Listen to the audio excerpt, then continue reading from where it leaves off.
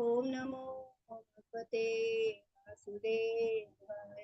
ओम नमो भगवते वासुदेवाय। ओम अज्ञानातिमिरान्धस्य ज्ञानञ्जनशलाकया चक्षुरुन्मिलितं येन तस्मै श्रीगुरुवे नमः। श्रीचैतन्यमनोभीष्टं स्थापितं येन भूतले स्वयं रूपा कदा मह्यं ददाति स्वपदान्तिकम्। वन्देऽहं श्रीगुरुं श्रीयुतपदकमलं श्रीवैष्णवाचार्य श्रीरूपं सागरजातं सागररघुनाथं तं भजे। तावदैतं तावदूतं परिसनसहित कृष्णचैतन्यदेवं श्रीराधाकृष्णपादान् श्रीराधाकृष्णपादान् सहगणललिता श्रीविशाखावितां च। हे कृष्ण करुणा सिन्धु दीनबन्धो जगत्पते गोपेश गोपिका कान्त राधाकान्त नमोऽस्तुते। तप्ते काञ्चन गौराङ्गी रावणीश्वरी कृष्णानुसुते देवी वाञ्छाकल्पतरुभ्यश्च कृपासिन्धुभ्यश्च पतितानां पापेभ्यो वैष्णवेभ्यो नमो नमः।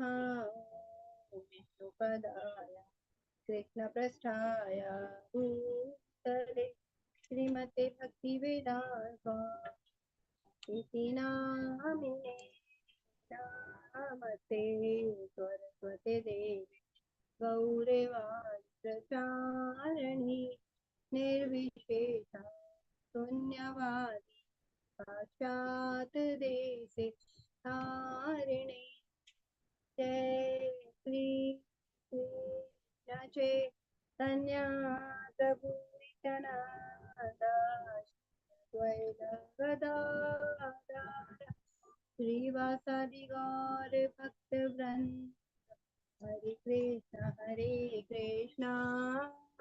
कृष्ण कृष्ण हरे हरे हरे राम राम राम हरे हरे। हरे कृष्ण कृष्ण कृष्ण हरे हरे राम राम हरे हरे। हरे कृष्ण कृष्ण कृष्ण हरे हरे हरे राम राम राम हरे हरे। हरे कृष्णा सभी को दंडवत प्रणाम। आज हम सभी अध्याय 13 में पहुंचे। अध्याय 13 में आप सभी का बहुत बहुत स्वागत है। पहले हम राधा गोविंद जी को प्रणाम करते हैं। अपने सभी शिक्षा गुरु दीक्षा गुरु को सादर कोटि कोटि प्रणाम करते हैं। और हमारे जो ऑनलाइन ये जो हम कोट कर रहे हैं उनके जो श्री नाम निष्ठा प्रभु जी उनको भी हम कोटि कोटि प्रणाम करते हैं। और हम आज के 13वें अध्याय को प्रारंभ करते हैं।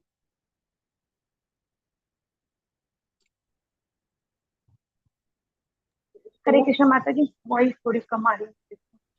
जी माता जी, ओके माता जी।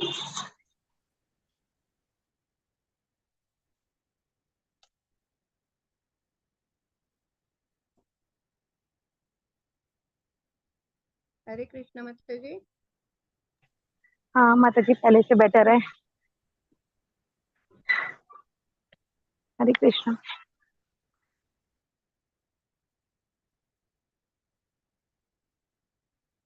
हरे कृष्ण माता जी, अभी थोड़ी ठीक हुई? हाँ जी माता जी, बिल्कुल, अब तो बिल्कुल ठीक हो गई माता जी। वो माता जी मैं कनेक्शन करना भूल गई थी। हाँ अब तो सही है। आपने याद दिला दिया। नहीं तो जी धन्यवाद माता जी। हरे कृष्णा माता जी, स्क्रीन दिख रही है आपको, आप सभी को? हाँ जी माता जी। ठीक है माता जी, चलिए प्रारंभ करते हैं आज हमारा अध्याय। आज है हमारा अध्याय 13, जिसका नाम है क्षेत्र क्षेत्रज्ञ विभाग योग। इसका एक नाम और है प्रकृति पुरुष तथा चेतना। तो जैसे हमने जाना था कि भगवत गीता को 3 भाग में रखा गया है। अब पहले के जो 6 अध्याय है वो क्या है? कर्म योग, क्योंकि वो कर्म प्रधान है। हमें जो प्रारंभ के जो 1 अध्याय से लेके 6 अध्याय तक जो हम पढ़े उसमें कर्म हमें कैसे करना है ना, कर्म पे विशेष, हमें अपने कर्मों को भगवान से कैसे जोड़ना है, उस पे विशेष बल दिया गया था। तो वो कर्म योग है, कर्म योग प्रधान थे, है ना, 6 जो अध्याय थे। अब उसके बाद जो हमने पढ़े थे अध्याय 7 से लेके अध्याय 12 तक, ये हमारे भक्ति योग के थे अध्याय ना।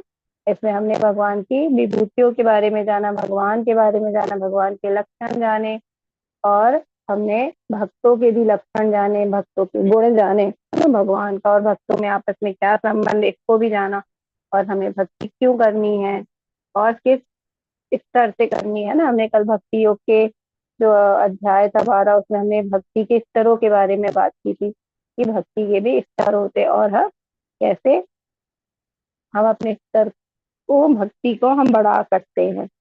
और हमने अब ये जो 6 अध्याय हमारे आ रहे हैं, जो अध्याय 13 से लेके अध्याय 18 तक है, ये हमारे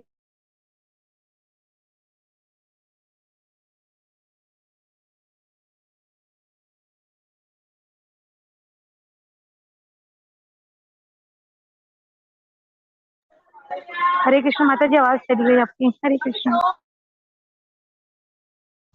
क्षेत्र क्षेत्र विभाग योग। ठीक है, अब हम इसमें आगे बढ़ते हैं।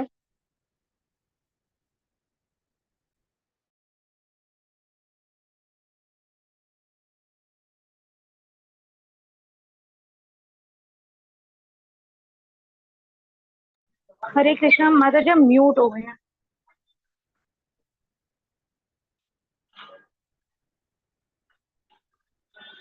हरे कृष्णा।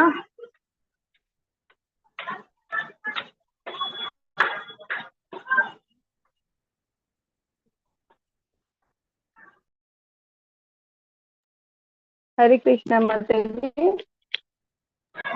माता जी वॉइस थोड़ी ब्रेक हो रही है आपकी। माता जी तो हमारी आज बारिश का मौसम है, तो थोड़ा हो सकता है, आप थोड़ा मुझे मैसेज कर दीजिएगा जब थोड़ा सा अब इशू ठीक लगे है माता आपको। जी। हाँ जी जी हाँ जी, माता अब आ जी, रही है माता जी।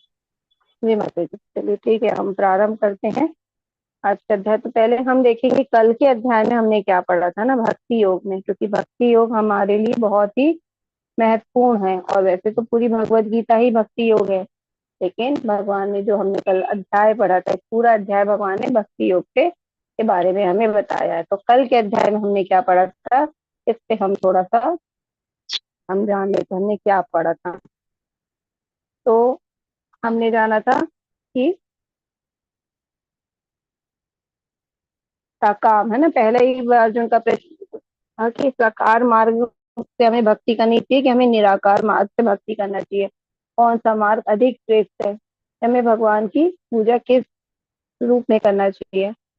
तो कल हमने जाना था कि भगवान ने इससे हमें बताया था कि जो निराकार मार्ग है वो बहुत ही कठिन है, और जो भक्ति मार्ग है बहुत ही सरल है। तो क्यों श्रेष्ठ है भक्ति मार्ग, क्यों श्रेष्ठ है, इसका कारण भी भगवान ने हमें कल बताया था। क्लेशोधिकरतरस्तेषां अव्यक्तासक्त चेतस अव्यक्ता ही गते दुखम देहवद्भिरवाप्यते, कि जो निराकार में अपना मन लगाता है उसके लिए भक्ति मार्ग बहुत कठिन है, क्योंकि मन बहुत चंचल है, तो बिना किसी आकार के और भी अधिक विचलित होता रहता है। तो हम आकार होके भी अभी माला जाप करते, भगवान पे ध्यान करते हैं, भगवान का जप करते तो हम विचलित हो जाते हैं, और जब निराकार रहेगा तो हमारा मन और भी ज्यादा विचलित हो जाएगा।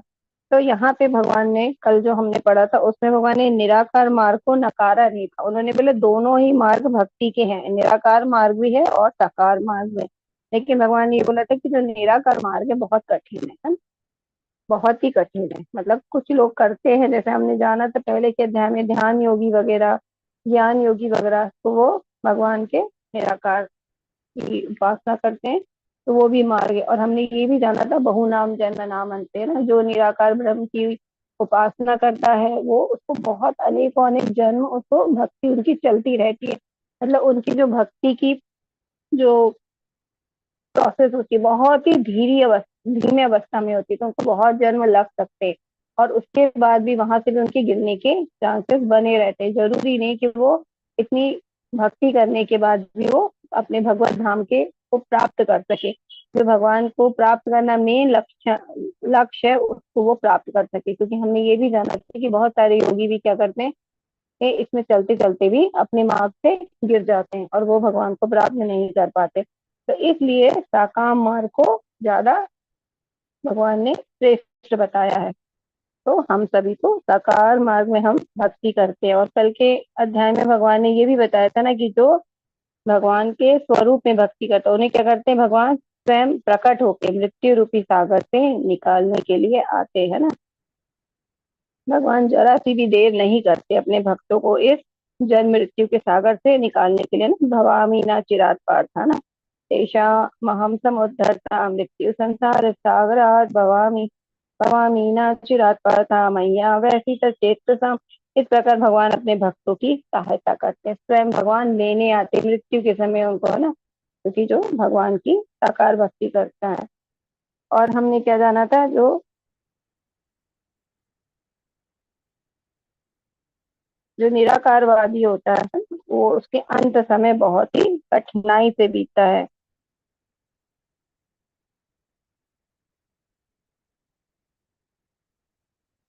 क्योंकि जो निराकार व्यक्ति है उसके पास जो अंत समय में हम बहुत ही ऐसी परिस्थिति में होते हैं ना, शरीर अस्वस्थ रहता है, तो उस समय ध्यान करना, अपने ध्यान को केंद्रित करना बहुत मुश्किल होता है।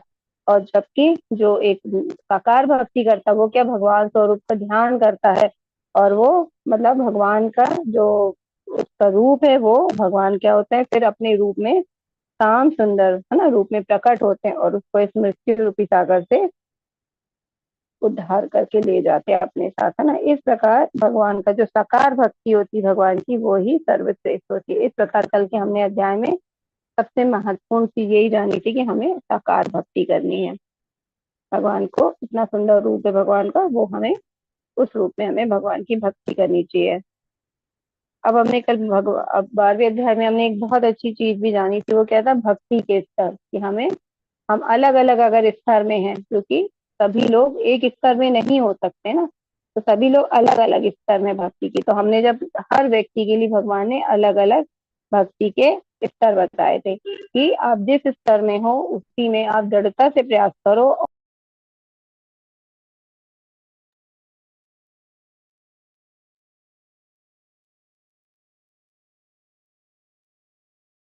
तो हमने जाना था कि भगवान ने पहले बोला था ना कि क्या, अपने चित्त को लगाओ।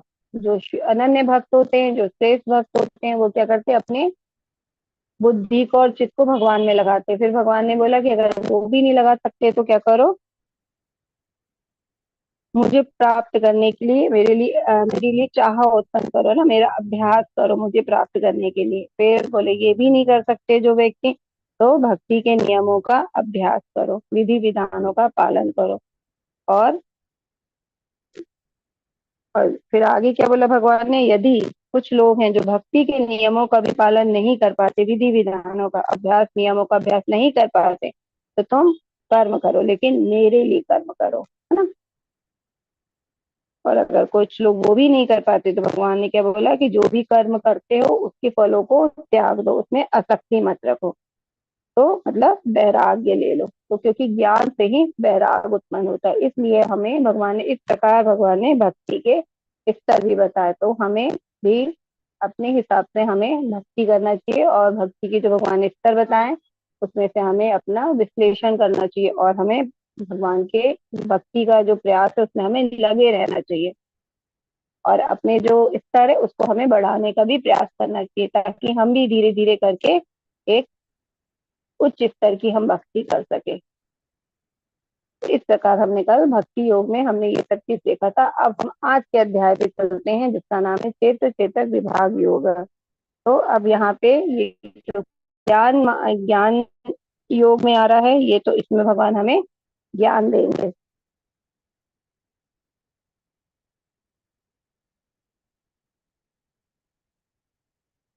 तो अब हमें हम लोग के मन में आ सकता है ना, जब भक्ति योगी सब कुछ है, भक्ति ही पूरी परिणति है हमारे भगवान तक जाने के लिए, जो हमारा अंतिम लक्ष्य है हमारे जीवन का भगवत प्राप्ति, तो भगवत प्राप्ति के लिए भक्ति ही सब कुछ है।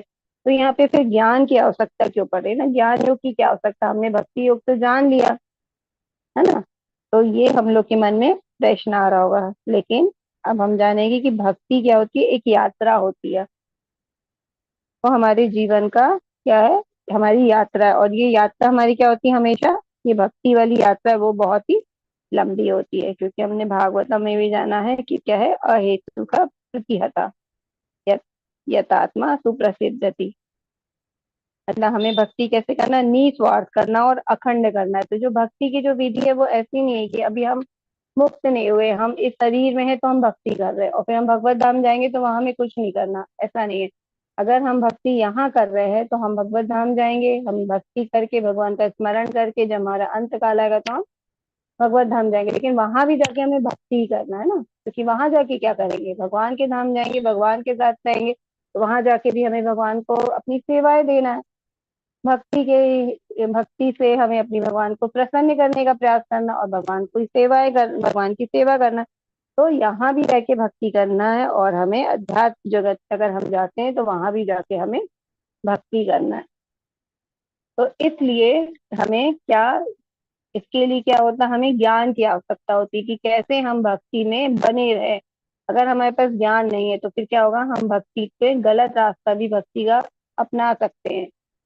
तो हमें कैसे सही तरीके से भक्ति करके हमें भगवत धाम जाना है और वहां भी सही तरीके से भक्ति करनी, तो ये हमें ज्ञान के द्वारा ही प्राप्त होता है। जैसे अब उदाहरण से समझे तो एक, अगर हमें लंबी यात्रा पे जाना है तो हमें पहले से प्लानिंग करनी पड़ेगी ना, उसके लिए हर चीज हमें व्यवस्थित तरीके से सोच के हमें उसकी व्यवस्था करनी पड़ेगी। तो ये जो भक्ति है ये भी हमारी क्या, जो भक्ति हमारी है ये भी एक जर्नी है हमारी ना, एक यात्रा है जो हमें भगवान के पास लेके जाएगी।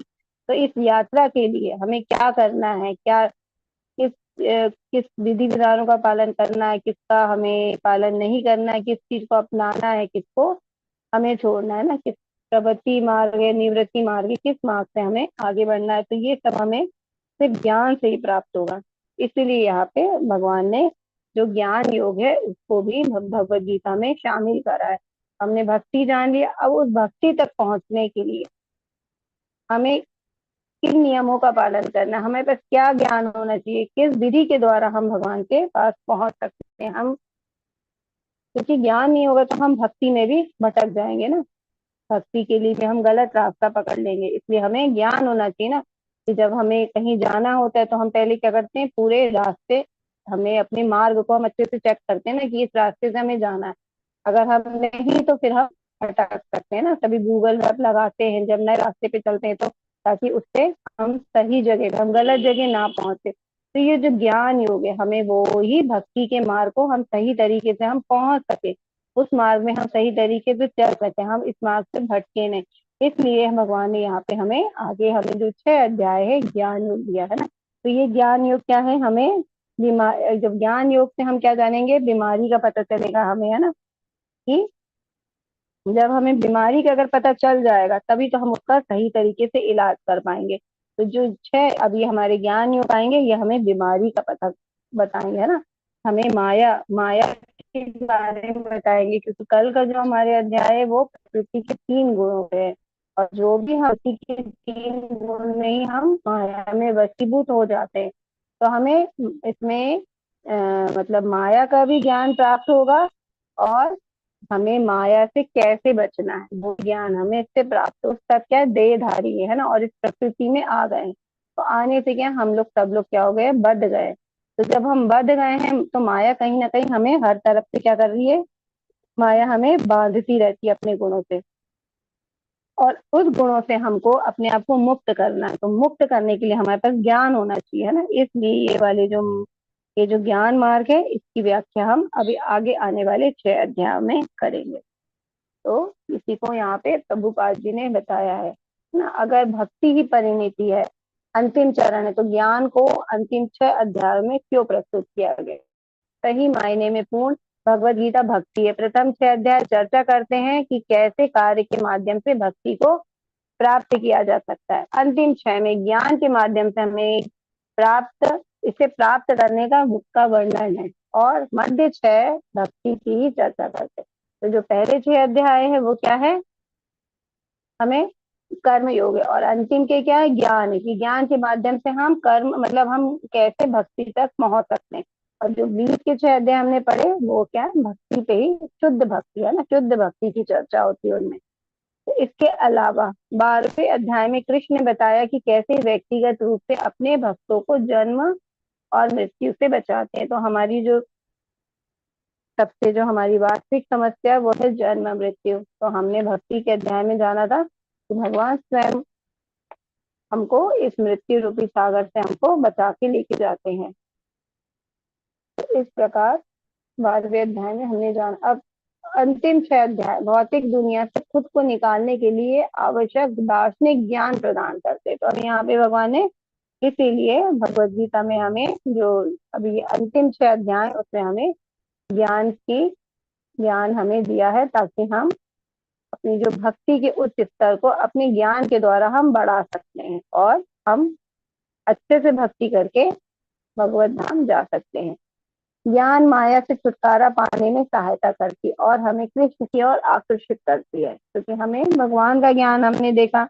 जब हम भगवान के बारे में जानेंगे तो उनसे क्या होता है, हमें प्रेम होता है। और जो प्रेम होता है, जो हम भगवान से संबंध भूल गए हैं, जब हम भक्ति से उस संबंध को स्थापित करते हैं तो क्या होता है, हम माया से छूट जाते हैं, माया हमको छू भी नहीं पाती। तो जब हमें ज्ञान के द्वारा हम जब भगवान के विषय में जानते हैं तो हमें भगवान से आकर्षण होता है, ठीक है ना, हम भगवान की तरफ आकर्षित होते हैं।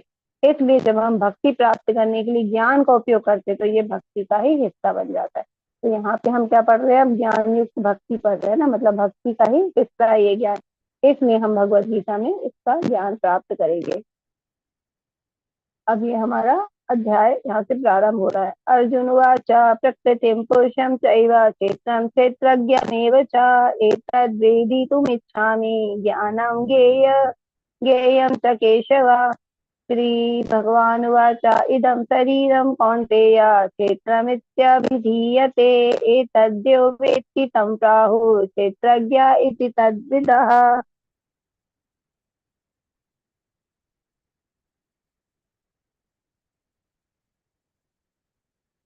अर्जुन ने कहा, हे कृष्ण, मैं प्रकृति एवं पुरुष, भोक्ता, क्षेत्र तथा क्षेत्र तथा ज्ञान एवं ज्ञेय के विषय में जानने का इच्छुक हूँ। अब यहाँ पे अर्जुन के 6 प्रश्न आ रहे हैं। तो पहला प्रश्न है प्रकृति, दूसरा पुरुष, तीसरा क्षेत्र, चौथा है क्षेत्रज्ञ, पांचवा है ज्ञान और एवं ज्ञेय, छठवा, ठीक है, के विषय में वो अर्जुन जी भगवान से जानना चाहते हैं कि ये जो 6 चीजें वो क्या है ना। अब यहाँ पे अर्जुन जी का क्यों प्रश्न आ रहा है, तो हमको मन में प्रश्न आ सकता है क्योंकि यहाँ पे अभी भगवान ने क्या किया, 12वें अध्याय में भक्तों के लक्षण बताए थे ना, कि कैसा भक्त भगवान को अत्यंत प्रिय है। तो हमने ये जाना कि भगवान को अत्यंत प्रिय है, तो जो भक्त बनना चाहते हैं उनको भी अपने जीवन में ऐसे लक्षण लाने होंगे। हमें ऐसे जो भगवान को प्रिय है वो वैसा हमें बनना होगा, ताकि ऐसे लक्षण जब हमारे अंदर आ जाएंगे तो हम भी भगवान के प्रिय बन सके। तो उन लक्षण को प्राप्त करने के लिए हमें क्या करना होगा, है ना। भगवान ने तो बता दिया कि ऐसे लक्षण जो भक्तों में होते हैं तो वो मुझे प्रिय है। तो वो लक्षण हम अपने में कैसे पैदा कर सके ना, स्थापित कर सके अपने अंदर ना, कैसे डेवलप कर सके, तो उसके लिए हमें क्या चाहिए, ज्ञान की आवश्यकता है ना। और ज्ञान में ये सब जो प्रश्न है, अगर हम इनका उत्तर अच्छे से जान पाएंगे तो हमारी ज्ञान में वृद्धि होगी। और जो लक्षण भगवान ने बोले भक्तों के अंदर, उन लक्षणों को हम अपने अंदर हम उस लक्ष्य को प्राप्त कर पाएंगे। तो इसलिए अब यहाँ पे अर्जुन जी के 6 प्रश्न आ रहे हैं। तो आज का जो हमारा अध्याय है पूरा इन 6 प्रश्नों के उत्तर में ही भगवान जी ने ये पूरा अध्याय इन्हीं 6 प्रश्नों पे है। इसलिए इसका एक नाम क्या है, प्रकृति, पुरुष और चेतना, एक नाम और है इसका। तो यहाँ प्रकृति के बारे में बताएंगे, पुरुष के बारे में बताएंगे और चेतना के बारे में बताएंगे। तो इसके बारे में आज हम डिटेल में जानते हैं। अब श्री भगवान वाचा, हे कुंती पुत्र, यह शरीर क्षेत्र कहलाता और इस क्षेत्र को जानने वाला क्षेत्रज्ञ है। तो अब भगवान ने पहला जो प्रश्न है ना, क्षेत्र क्या है और क्षेत्रज्ञ क्या है, तो अब इन 2 प्रश्नों का उत्तर भगवान पहले देंगे। तो अब भगवान कह रहे क्षेत्र क्या है, तो क्षेत्र के लिए कह रहे ये जो शरीर है हमारा, यही क्षेत्र है। और इस क्षेत्र को जानने वाला क्षेत्रज्ञ, क्योंकि हम जो भी कार्य कर रहे हैं वो क्या कर रहे हैं, अपने शरीर से कर रहे हैं। तो जो शरीर है वो क्या है, हमारे कार्य करने का क्षेत्र है। और अगर हम अपने शरीर को अच्छे से जानते हैं तो हम क्षेत्रज्ञ है ना। जैसे उदाहरण में हम जानते हैं कि एक किसान है, वो क्या करता है, उसके पास एक भूमि है, तो वो उसका क्या है, उससे वो खेती करेगा, तो वो उसका कार्य करने का क्षेत्र हो गया। ठीक है, और वो अपने क्षेत्र को जानता है तो वो उस क्षेत्र को ज्ञानी हो गया कि वो क्षेत्र मेरा है। तो वो और उस क्षेत्र के बारे में वो अच्छे से जानता है ना, कि वहाँ की मिट्टी कैसी है, वहाँ की जलवायु कैसी, वहाँ पे कब बारिश होती है, तो वो अपने क्षेत्र को पूरा अच्छे से जानता है। वो क्षेत्र को भी जानता है कि मेरे पास कितना क्षेत्र है, और क्षेत्र के बारे में भी अच्छे से जानता है। तो इसी प्रकार हम लोग क्या है, अपने शरीर को जानते हैं। ठीक है, तो ये शरीर को जानते, तो जो शरीर हमारा जो कार्य कर रहा, कर्म कर रहा है, ये हमारा क्षेत्र है। और हम अपने शरीर के बारे में अच्छे से जानते हैं ना, कि जैसे हम दूसरे के बारे में भले ही ना जाने अच्छे से, लेकिन हम अपने बारे में अच्छे से जानते हैं, तो हम अपने शरीर के क्या है, क्षेत्रज्ञ है। तो इस प्रकार भगवान ने ये दो प्रश्न के उत्तर दिया। अब भगवान यहाँ पे आगे हमें और भी बहुत, और भी हमें अच्छे से समझाएंगे। 6 सवाल है, तो उसके उत्तर भगवान ने इस प्रकार दिए, हम इस टेबल के माध्यम से जानते हैं। प्रकृति क्या है, अब अर्जुन जी का प्रश्न है प्रकृति क्या है, तो प्रकृति भगवान कह रहे हैं भौतिक प्रकृति है, जो हम देखते हैं यहाँ पे, जो भौतिक हम प्रकृति देखते हैं, यही भौतिक प्रकृति को यहाँ प्रकृति कहा गया। पुरुष, अब पुरुष की क्या भगवान परिभाषा दे रहे हैं, जो आनंद भोगता है ना। तो हमने जाना है कि जीव जब इस भौतिक प्रकृति में आता है तो क्या करता है, यहाँ के जो भी भौतिक चीजें उनसे क्या करता है, अपना पालन पोषण करता है ना, और अपना आनंद भोगता है। तो ये जो भोगने वाला है वो कौन है, पुरुष। तो पुरुष उसको कहा भगवान ने। फिर क्षेत्र, क्षेत्र किसको बोला भगवान ने, ये जो हमारा शरीर है यही क्षेत्र है। तो सब अपने अपने शरीर को जानते हैं ना, लेकिन यहाँ पे एक और बोला गया भगवान ने कि सब व्यक्ति अपने बारे में जानते, अपने शरीर के बारे में जानते, लेकिन हम दूसरों के शरीर के बारे में नहीं जानते। ठीक है, ज्यादा हो सकता है कि हम अपने परिवार वालों के बारे में जानते, लेकिन हो सकता थोड़ा बहुत उसमें हम किसी समाज वाले को जानते हो, अपने उनको जानते, लेकिन फिर भी हम हर किसी को नहीं जानते अच्छे से, है ना। तो यहाँ पे बताया गया है कि जो क्षेत्रज्ञ है, क्षेत्र के बारे में भगवान बता रहे कि क्षेत्र की ज्ञाता वह शरीर में आत्मा परमात्मा सभी निकायों में जानता है। तो जो व्यक्ति अपने बारे में जानता है वो क्षेत्रज्ञ है, और हम सबको नहीं जान सकते, लेकिन भगवान सबके विषय में जानता है ना, भगवान तो सबको जानते हैं, सबके शरीर के बारे में जानते हैं और सबके कर्मों के बारे में जानते हैं, क्योंकि भगवान हमारे शरीर में क्या, परमात्मा के रूप में हमारे साथ रहते हैं, तो वो सभी को जानते हैं। तो क्षेत्रज्ञ, इस प्रकार क्षेत्रज्ञ कौन हुए, कितने हुए, 2 क्षेत्रज्ञ होते हैं। एक तो हम आत्मा, आत्मा मतलब हम, जो हम अपने पूरे शरीर को जानते हैं, तो ये मतलब हम, मतलब मैं, अगर हम बोलेंगे तो हम किसको बोलते हैं, मैं यानी आत्मा के लिए बोलते हैं ना, तो हमारी जो आत्मा है वो हमारे शरीर को जानती है। तो एक क्षेत्रज्ञ वो हो गया जो हम अपने बारे में जानते हैं, और एक क्षेत्रज्ञ होता है परमात्मा, जो वो सबके बारे में जानता है। तो इस प्रकार जो क्षेत्रज्ञ होते हैं वो 2 होते हैं। ठीक है, ज्ञान, अब ज्ञानम क्या है ना, अर्जुन जी का ये भी प्रश्न है कि ज्ञान और ज्ञ के बारे में था। तो ज्ञान का मतलब क्या है, तो ज्ञान है जो क्षेत्र और क्षेत्र को समझता है ना, जो जानता है, जो अपने शरीर को भी जानता है और अपने बारे में भी पूरी तरह से जानता है, तो वो क्या कहलाता है, क्षेत्रज्ञ कहलाता है। तो जो क्षेत्र और क्षेत्रज्ञ दोनों को समझता है ना, वो ज्ञान होता है।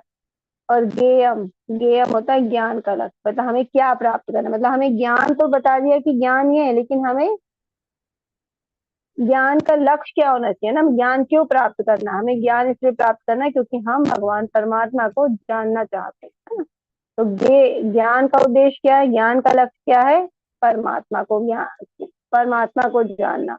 तो इसको, जो परमात्मा को हम जानेंगे, इसको ज्ञेयम कहते हैं। इस प्रकार ये भगवान अर्जुन जी के 6 प्रश्नों के उत्तर है। अभी तो ये पूरा ही अध्याय है, इसको हम और भी अच्छे से डिटेल में समझेंगे। क्षेत्रज्ञं चापि मां वेत्ति सर्वक्षेत्रेषु भारत, क्षेत्र क्षेत्रज्ञयोर्ज्ञानं यत्तज्ज्ञानं मतं मम। हे अर्जुन, आपको समझना चाहिए कि मैं भी सभी शरीरों का ज्ञाता हूँ, और इस शरीर और उसके ज्ञाता को समझने का ज्ञान कहा जाता है, यही मेरी राय है। भगवान यहाँ कह रहे हैं वही चीज है कि मैं भी सभी शरीरों को जानता है। सब जो व्यक्ति है अपने बारे में अच्छे से जानते हैं, अपने क्षेत्र को जानते हैं, अपने क्षेत्रज्ञ है ना। हम क्षेत्र को जानते हैं मतलब हम क्षेत्रज्ञ बन गए। हम अपने शरीर को जानते हैं है ना, हम क्या कर्म कर रहे हैं हम अच्छे से जानते हैं। जैसे बहुत सारे लोग हैं, बहुत देखे हम सबकी सबके लिए बोल रहे हैं, जैसे कुछ चीजें होंगी जो सिर्फ हम अपने बारे में सिर्फ हम ही जानते हैं, हमारे अलावा कोई नहीं जानता है ना, सबके साथ होता है। तो हम मतलब अपने बारे में सब कुछ अच्छे से जानते हैं। ठीक है, तो हम अपने शरीर के, हम अपने क्षेत्र के, और ये शरीर जो हमारा है वो हमारा क्षेत्र है। तो हम अपने शरीर के बारे में अच्छे से जानते हैं, तो हम क्षेत्रज्ञ हैं। लेकिन यहाँ भगवान कह रहे हैं कि मैं भी सभी शरीरों का ज्ञाता हूँ, और इस शरीर और उसके ज्ञाता को समझने का जो वो ज्ञान कहा जाता है। तो भगवान कह रहे हैं कि एक मनुष्य, एक आत्मा है, वो अपने बारे में जानती है तो वो क्षेत्रज्ञ है। लेकिन मैं भी मतलब भगवान, क्योंकि परमात्मा के रूप में सबके हृदय में रहते, तो भगवान सबके मन की बात जानते हैं ना। सब कौन कैसे कर्म कर रहा है वो सबके बारे में जानते हैं। जो कुछ कर्म है जो केवल हम अपने बारे में जानते हैं, कोई नहीं जानता, वो भी सब भगवान हमारे बारे में जानते हैं। तो भगवान तो हर एक व्यक्ति के हृदय में बैठे हैं, और हर एक व्यक्ति को के कर्मों के बारे में अच्छे से जानते हैं। तो भगवान कह रहे हैं मैं भी सबके सभी शरीरों का ज्ञाता हूँ। तो यहाँ एक क्षेत्रज्ञ हम होते हैं और एक क्षेत्रज्ञ भगवान परमेश्वर के रूप में। और इस तरह, और हमने अगर इस क्षेत्र और क्षेत्र का दोनों का ज्ञान अच्छे से प्राप्त कर लिया, हमें अच्छे से समझ में आ रही है बातें, तो यही जो समझ रहे हैं हम, यही हमारा ज्ञान है। ठीक है, तो समझने को ज्ञान कहा गया, यही मेरा मत है। तो भगवान कह रहे हैं कि ये ज्ञान है। तो हम यहाँ पे हमने क्षेत्र के बारे में जाना, क्षेत्रज्ञ के बारे में जाना, और ज्ञान क्या है वो भी जाना, है ना। तो जिस प्रकार अभी हम यहाँ पिक्चर में देख रहे हैं, देखिए एक व्यक्ति जो कि जागृत अवस्था में है ना, वो क्या है, अभी कार्य कर रहा है। तो उसके हृदय में तब भी देखिए एक आत्मा, जो हम दो पुरुष के रूप में देख रहे हैं ना, तो एक पुरुष उसकी आत्मा है और एक हमें परमात्मा का रूप दिख रहा है। तो एक जो है उसमें पुरुष परमात्मा है। तो एक शरीर में हमेशा एक आत्मा और एक परमात्मा हमेशा रहते हैं। ठीक है, अब वो व्यक्ति क्या है, स्वप्न मतलब वो नींद में है, और नींद में एक अवस्था होती है जो हम स्वप्न अवस्था में रहते हैं ना। हमें बहुत सारे सपने दिखते हैं, क्योंकि हमारा जो उस समय जो मस्तिष्क होता है वो क्रियाशील रहता है ना। वो स्वप्न अवस्था में स्वप्न हमें दिखा रहा है, तो हम मतलब मतलब पूरी तरह से आराम की अवस्था नहीं होती वो, लेकिन उसमें भी क्या एक आत्मा है और परमात्मा, क्योंकि बुद्धि क्या तरह तरह के कर्म हमें दिखा रही कि हमने क्या किया कैसे किया है ना, तो वो हमारी बुद्धि चल रही। उसके बाद हमारी एक और अवस्था होती है, वो जो हम गहरी नींद बोलते हैं ना। तो उस नींद में जब हम रहते हैं, तब हमारा मस्तिष्क भी क्या होता है, रेस्ट कर रहा है ना, आराम करता रहता है। वो तरह तरह के जो हमें पिक्चर दिखाता है, जो जिसको हम स्वप्न कहते हैं, वो पिक्चर भी हमें नहीं दिखाता है। तो वो भी तो उस समय हम पूरी सुप्त अवस्था में रहते हैं। तो उस समय भी आत्मा और परमात्मा हमारे अंदर क्रियाशील रहते हैं, वो कार्य कर रहे हैं। जैसे हम देख पा रहे हैं तीनों चित्र में, ऊपर से नीचे देखेंगे तो एक जागृत अवस्था है, वो कार्य कर रहा है, तो भी आत्मा और परमात्मा क्रियाशील है। फिर वो स्वप्न अवस्था में, तो भी आत्मा परमात्मा क्रियाशील है। और जब वो सुप्त अवस्था में है, तो भी आत्मा परमात्मा पूरी तरह से कार्य कर रहे हैं। तो इस प्रकार, और जो इनके इस बात को जानता है वो ज्ञान। तो हर व्यक्ति अपने शरीर के बारे में जानता है, लेकिन भगवान, तो हर व्यक्ति अपने बारे में जानता है तो वो अपने शरीर का क्षेत्रज्ञ है ना। क्षेत्र को जानता मतलब वो क्षेत्रज्ञ है। लेकिन भगवान सभी के क्षेत्र को जानते, इसलिए भगवान क्या है, सर्व क्षेत्रज्ञ, सभी को जानते। तो इसलिए क्षेत्रज्ञ दो प्रकार है, और हम ये दोनों बातों को अगर समझ पा रहे हैं तो ये है ज्ञान, है ना। तो इस प्रकार से ये थोड़ा सा मुश्किल होता है, लेकिन जब हम इसको अच्छे से ध्यान से सुनेंगे तो आप लोग बहुत अच्छे से समझ पाएंगे। बहुत अच्छा अध्याय है यहाँ पे। अब जैसे यहाँ पे हम उदाहरण से समझेंगे इसी बात को। जैसे एक किसान है, वो अपने क्षेत्र को जानता है ना, कि मेरे पास कितना एरिया है, किसमें मुझे खेती करनी है। और क्या है, वहाँ का जो राजा है, वो सारे जितने भी किसान है उसके एरिया में, वो सारे किसान की भूमि को जानेगा, है ना। हम हो सकता है अपने कोई रिश्तेदार होंगे तो दो चार लोगों की तो हम भूमि को जानेंगे कि हाँ उसके पास इतना क्षेत्र है, उसके पास इतना क्षेत्र है। लेकिन हम फिर भी, अगर राज्य बहुत बड़ा, तो हम हर एक किसी व्यक्ति के बारे में नहीं जान सकते। लेकिन जो वहां का राजा होगा, उसके पास पूरा उसका विस्तार में उसके पास होगा, लिखा हुआ होगा, उसको ज्ञान होगा कि वो जब चाहे वो किसी को भी वो उसका देख सकता है कि क्षेत्र कितना है या उसके पास कितना खेत है। तो इस प्रकार जो वहाँ का राजा है वो सारे किसानों के बारे में जानेगा, उसकी जितनी प्रजा, उसके पास पूरी भूमि कितनी, राज में किस प्रजा के पास है ना, किस किसान के पास कितनी भूमि, वो सब कुछ अच्छे से जानता होगा, है ना। इस प्रकार दो क्षेत्रज्ञ है, एक व्यक्ति है जो अपने क्षेत्र को जानता, अपने खेत के बारे में जानता है, और एक वहाँ का राजा है जो पूरे राज्य के हर व्यक्ति के पास कितनी भूमि है वो जानता है, ठीक है। इसी प्रकार हम यहाँ पे अभी समझ रहे हैं कि जो एक आत्मा है वो अपने किस शरीर में है और किस शरीर में कार्य कर रही है वो जानती है, लेकिन जो परमात्मा है वो सारे प्राणियों के अंदर है, सारे जीवित इकाई के अंदर है ना। सभी जीवात्मा के साथ भगवान खुद स्वयं परमात्मा के रूप में उपस्थित है। इसलिए जो परमात्मा है वो हर एक व्यक्ति के क्षेत्रफल को जानता है, हर एक व्यक्ति के क्षेत्र को जानता है ना। इस प्रकार परमात्मा और जीवात्मा दोनों ही क्षेत्रज्ञ हैं।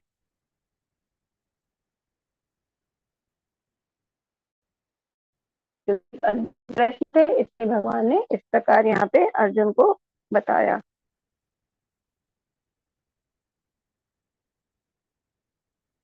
परमात्मा कैसे रहते हैं हमारे शरीर में, हमें ये भी लग रहा होगा, तो परमात्मा जैसे हम देखते हैं सीसीटीवी कैमरे काम करते हैं, तो वो सब कुछ है ना देखते रहते हैं कौन क्या कर रहा है ना, लेकिन उसके बाद भी हम देखते हैं कि कई बार चोरियां हो जाती है। लेकिन परमात्मा हर एक चीज, मतलब कैमरे क्योंकि वो भौतिक चीज है तो वो उससे गलती हो जाती है, लेकिन परमात्मा हर एक व्यक्ति के हृदय में बैठा और उसके हर एक कार्य को पूरी तरह से देख रहा है, उससे भगवान से भी कोई गलती नहीं होती है ना। इसलिए बहुत सारे लोग हैं जो कहते हैं कि हम कुछ कार्य ऐसे करें जो किसी को नहीं पता, तो वो कुछ गलत कार्य भी करते हैं ना, लेकिन उन्हें पता होना चाहिए कि भगवान परमात्मा के रूप में उसके हृदय में बैठे और वो सब कुछ एक एक चीज नोट कर रहे हैं, और फिर जो भी हम कर्म कर रहे हैं उसका हिसाब वो हमारी मृत्यु के समय होगा, अच्छे कर्मों का भी और बुरे कर्मों का। तो परमात्मा सदैव हमारे हृदय में बैठे रहे। तो अगर किसी व्यक्ति को लग रहा कोई नहीं देख रहा, तो वहां पे भी परमात्मा हमें देख रहे हैं और हमारे कार्यों को नोट कर रहे हैं। तो इस प्रकार आत्मा और परमात्मा के बारे में हमने जाना। अब आगे जाते हैं। विभिन्न वैदिक ग्रंथों में विभिन्न ऋषियों ने कार्यकलापों के क्षेत्र तथा उन कार्यकलापों के ज्ञाता के ज्ञान का वर्णन किया। इसे विशेष रूप से वेदांत सूत्र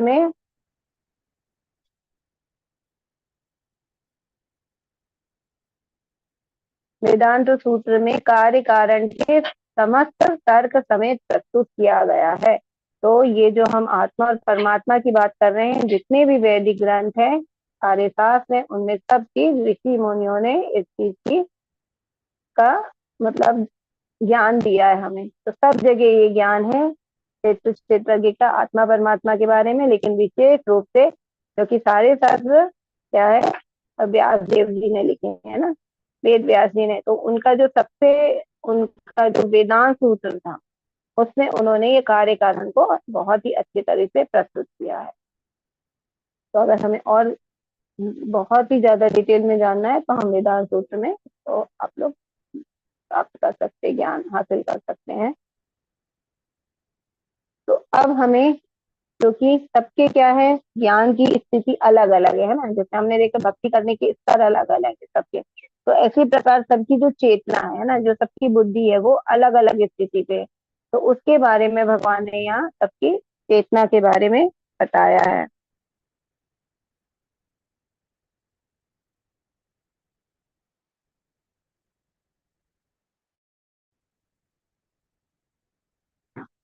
भगवान की शक्ति का प्राकट्य अन्यमय रूप में होता है, जिसका अर्थ है अस्तित्व के लिए भोजन, अन्य पर निर्भरता। तो अब हम यहाँ पे क्या जानेंगे कि ज्ञान प्राप्त करने के कई स्तर होते हैं। अब हम उसे जानते हैं कि ज्ञान हमें कौन कौन से स्तर से प्राप्त कर सकते हैं, और जो मनुष्य या फिर जो भी जीवित इकाई है जीवात्मा, उसके भी चेतना के स्तर अलग अलग होते हैं। तो यहाँ पे भगवान अब पहले स्तर की बात कर रहे हैं। यहाँ पे 5 स्तर होते हैं चेतना के। यहाँ पे पहले स्तर की बात हो रही है कि भगवान की शक्ति का प्रकट अन्यमय रूप में होता है, जिसका अर्थ है अस्तित्व के लिए भोजन, अन्य पर निर्भरता। तो हम देखते हैं जो बहुत सारे जो जीवात्मा है वो क्या है अन्य पे है ना, अन्य पे तो हम सारे ही जितनी जीवात्मा सब अन्य पे ही हमने तीसरे अध्याय में भी देखा था ना कि हम लोग सब क्या है, आश्रित है, भोजन पे ही आश्रित है। लेकिन बहुत सारे लोग हैं जिनकी चेतना क्या होती है, सिर्फ अन्न तक ही रहती है। मतलब ये जो स्तर है वो बहुत ही निम्न स्तर का होता है, उनके लिए अन्य सब कुछ होता है कि उन्होंने खाना खाया और बस उनके लिए सब कुछ खत्म, है ना। उनका दिन भर एक ही मोटिव रहता है कि हमें भोजन चाहिए। तो ये जो खाने तक ही जो कुछ चेतना ऐसी होती है, मतलब कुछ जीव जंतु होते हैं ना, हम देखते हैं जो उनको सिर्फ खाने के लिए वो, मतलब जीवन जी रहे तो सिर्फ खाने के लिए दिन भर वो क्रियाशील रहते हैं। वो दिन भर क्या इधर से उधर, इस स्थान से उस स्थान जाते रहते हैं, क्योंकि जो उनकी जो चेतना है, जो उनकी बुद्धि है, वो सिर्फ वहीं तक सीमित है। क्योंकि वो एक विशेष शरीर में, और वहां पे उस शरीर का कर्तव्य क्या है, तब उसको भोजन प्राप्ति चाहिए। तो ये ब्रह्म की क्या भौतिकवादी अनुभूति होती है। जैसे एक बहुत छोटा बच्चा होता है, अगर उदाहरण समझे तो बहुत छोटा बच्चा हम देखते हैं ना जो, तो उसमें क्या होता है, उसको सिर्फ भोजन, है ना, देखते हैं कि जब भोजन मिल जाता है तो वो खेलता रहता है, और नहीं तो जैसे उसको भूख लगती है वो रोने लगता है, और उसको किसी चीज का ज्ञान नहीं होता, है ना। बहुत छोटा बच्चा, मतलब साल भर के अंदर हम देखते हैं तो उसको सिर्फ क्या, भोजन, पेट भर गया, बहुत अच्छे से खेल रहा है। तो इस प्रकार बहुत सारे जीव जीवात्माएं हैं जिनकी जो बुद्धि होती है वो सिर्फ अन्न में रहती है। तो उनकी बुद्धि अन्न प्राप्त हो गया, बस उनको बस इतनी ही अनुभूति होती है, उसके आगे उनके बारे, उनके जीवन में कुछ भी नहीं होता अन्य के अलावा। तो उनकी पूरी आ, आ, आश्रितता अन्य पे होती है। फिर इसके आगे और भी जीव होते हैं जिसके बारे में अन्य से ऊपर उनकी अनुभूति होती है। वो कैसी होती है, अन्य से परम सत्य की अनुभूति करने के पश्चात वे प्राणमय रूप से मनो संजीव लक्षणों या जीवन रूपों में परम सत्य की अनुभूति करता है। तो यहाँ पे आगे अब उनकी प्राणमय, क्योंकि अब उनको अपने प्राणों की रक्षा के बारे में ज्ञान हो गया, हमें अपनी प्राणों की भी रक्षा करनी है। तो शरीर की रक्षा करने की उनमें चेतना आ गई। तो यहाँ पे जो जीव होते हैं इस चेतना में, उनके लिए शरीर ही उनके लिए सब कुछ होता है। तो वो शरीर के लिए क्या करता है, वो शारीरिक स्तर पे रहते ही उसकी चेतना, तो वो अपनी रक्षा के लिए घर बनाता है ना, हथियार रखता है। और पशु पक्षी होते हैं, उनके पास क्या होते हैं, नाखून होते हैं रक्षा करने के लिए, तो वो नाखूनों का इस्तेमाल करता है। तो अब यहाँ पे क्या आ गया, चेतना क्या आ गई उनमें, रक्षा करने की। अभी हमने एक देखा था अन्य में, है ना, तो उनमें से अपनी रक्षा करने की भी बुद्धि नहीं होती, क्योंकि छोटे बच्चे होते हैं, बहुत देखते हैं ना, हमको इतना बचा के रखना पड़ता है ना, वो कहीं भी धारदार जो चीज होते हैं उससे अपने आप को चोट लगा लेते हैं, अग्नि में हाथ डाल देते हैं। तो उनको अपने प्राणों की भी रक्षा का उनका ज्ञान नहीं होता है, सिर्फ उनको भोजन चाहिए होता है, क्योंकि उन बहुत अभी वो उनकी निम्न चेतना है ना सिर्फ। तो उसके बाद जब बच्चे थोड़े बड़े होते हैं तो उनको क्या होता है, अगर हम किसी गड्ढे के पास ले जाएंगे तो वो वहां नहीं जाएंगे, है ना, नहीं उतरेंगे, क्योंकि उनको ज्ञान हो जाएगा, है ना। कोई पानी के पास, पुल के पास ले जाए, वो उनको मालूम है कि यहाँ पे हमको नहीं जाना है। और वो छोटे बच्चे तो ये भी नहीं उनको ध्यान होता। तो इस प्रकार वो अपने प्राणों की रक्षा करना, उसको इतना ज्ञान हो जाता है कि मुझे अपने प्राणों की रक्षा करना है ना। तो इस प्रकार अब जो चेतना का स्तर है वो थोड़ा सा कुछ जीवों में ऊंचा रहता है, तो वो अन्य के साथ साथ वो प्राण पे भी ध्यान देते हैं कि मुझे प्राणों की अन्य तो चाहिए, क्योंकि शरीर के पोषण के लिए चाहिए, लेकिन अन्य के साथ साथ उसको अपने प्राणों की भी रक्षा करने का ज्ञान आ जाता है। तो यहाँ पे कहते हैं ये प्राणमय अनुभूति, है ना, प्राणमय। अब इसके आगे तीसरा स्तर है ज्ञानमय रूप में यह अनुभूति संजीव लक्षणों से आगे बढ़कर चिंतन, अनुभव तथा आकांक्षा तक पहुंच जाती है। तो जब प्राण में आ जाता है तो अब वो क्या होता है, धीरे धीरे उसमें ज्ञान आने लगता है। तो वो उसकी अनुभूति, जो उसकी प्रैक्टिकल लाइफ में जो चलता है उससे उसको क्या होता है, ज्ञान मिलता रहता है ना। तो वो उस अनुभव के द्वारा वो सीखना शुरू करता है और उसको वो धीरे धीरे ज्ञान आने लगता है। तो वो कैसे आता है, वो चिंतन करता है, जो भी उसके कष्ट आते हैं, परेशानी आते हैं, उसका चिंतन करता है, उसका अनुभव कर सकता है, और उसके कारण वो उसको ज्ञान आ जाता है। जैसे हम एक कुत्ते को देखते हैं ना, मतलब किसी भी जानवर को देखते हैं, तो अगर हम उसको रोटी देंगे तो वो बहुत प्यार से आएगा, है ना। अगर मान लो अगर हमने एक दिन भी उसको जैसे मार के भगा दिया तो फिर वो, अगर हम उसको रोटी भी दिखाएंगे तो वो हमारे पास नहीं आएगा, डरेगा, है ना, क्योंकि उसको मालूम है। तो उसने अपने जो जीवन के जो उसका अनुभव हुआ, तो इतना ज्ञान उनमें रहता है कि उनको अनुभव से वो सीख जाते हैं। तो अनुभव होता है उनका कि हाँ ये हमें मारेंगे, तो फिर इस प्रकार वो उनको भी इतना ज्ञान रहता है। तो अब जो 3 स्तर हमने देखे हैं ये क्या होते हैं, जानवरों में भी होते हैं और मनुष्यों में भी होते हैं। ठीक है, लेकिन अब हम आगे जानते, और एक होता है इसके आगे होता है, क्या होता है, विज्ञान में। जब ब्रह्म की उच्चतर अनुभूति होती है जिसे विज्ञान में रूप कहते हैं, इससे जीव के मन में मन तथा जीवन के लक्षणों को जीव से भिन्न समझा जाता है। तो अब ये जो स्तर होता है ज्ञान का, इसमें इसमें मनुष्य में ही रहता है। ये जानवरों में हमने जैसे जान लिया, उनमें क्या होते हैं, अन्य प्राप्त करने की भी ज्ञान होता है, अन्य स्तर में भी रहते हैं वो, अन्य में भी रहते हैं वो, फिर प्राण में भी उनको अपनी रक्षा करना उनको स्वयं आती है, अपनी इतना ज्ञान होता है कि हमें कैसे रक्षा करनी है, और फिर वो उनके पास जो अनुभूति भी रहती है ना, वो अपने इतना ज्ञान रहता है कि कहाँ जाना है, क्या कहाँ नहीं जाना है, क्या खाना है क्या नहीं खाना है ना, कैसे अपनी रक्षा करनी है, तो ये सब ज्ञान उनके पास होता है। तो ये जो 3 स्तर है वो जानवरों में भी होते हैं।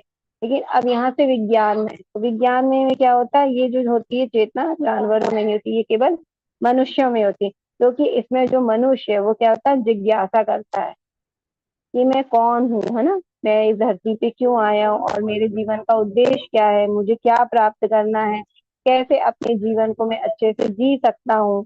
तो उसके अंदर जिज्ञासा जागृत हो जाती है, अतः तो ब्रह्म जिज्ञासा। तो ये जो जिज्ञासा है वो मनुष्य योनि में ही व्यक्ति कर सकता है। तो जानवर, ये जो चेतना है जानवर के ऊपर की चेतना है ना। जैसे हम भगवत गीता, हमने क्या है, भगवत गीता अर्जुन जी अपनी जिज्ञासा रख रहे हैं भगवान के सामने और भगवान जी उनका उत्तर दे रहे हैं।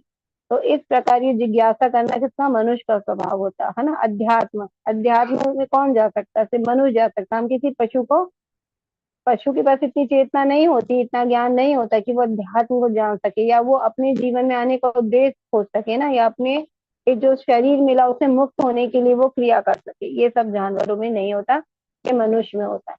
तो ये जो विज्ञान में स्तर होता है ये उच्च स्तर होता है। ठीक है, अब इसके आगे एक स्तर और होता है ना, इसके पश्चात परम अवस्था आती है जो आनंद में है, अर्थात सर्व सर्व आनंद में प्रकृति की अनुभूति है। इस प्रकार से ब्रह्म अनुभूति की 5 अवस्था है जिसे ब्रह्म कुछ अवस्था कहा गया है।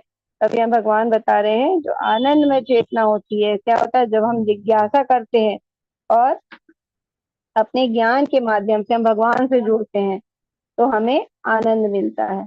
तो इस आनंद में, जो आनंद मिलता है उसको आनंद में चेतना कहते हैं, क्योंकि भगवान क्या सच्चिदानंद है ना, सच्चिद आनंद है। तो जब हम भगवान के तरफ जाते हैं, भगवान की जो हम प्राप्त करने की जिज्ञासा करते हैं और हम भगवान की तरफ जाने के जो ज्ञान मार्ग है उससे आगे बढ़ते हैं, तो हम आनंद में स्थिति को प्राप्त होते हैं। तो इस प्रकार हमारी जो जीवात्माएं होती हैं उसके 5 प्रकार की चेतनाएं होती है, इसको ब्रह्म उच्च अवस्था कहा जाता है। इनमें से प्रथम 3 अन्य में, प्राण में और ज्ञान में अवस्था जीवों के कार्यकलापों के क्षेत्रों से संबंधित होती है।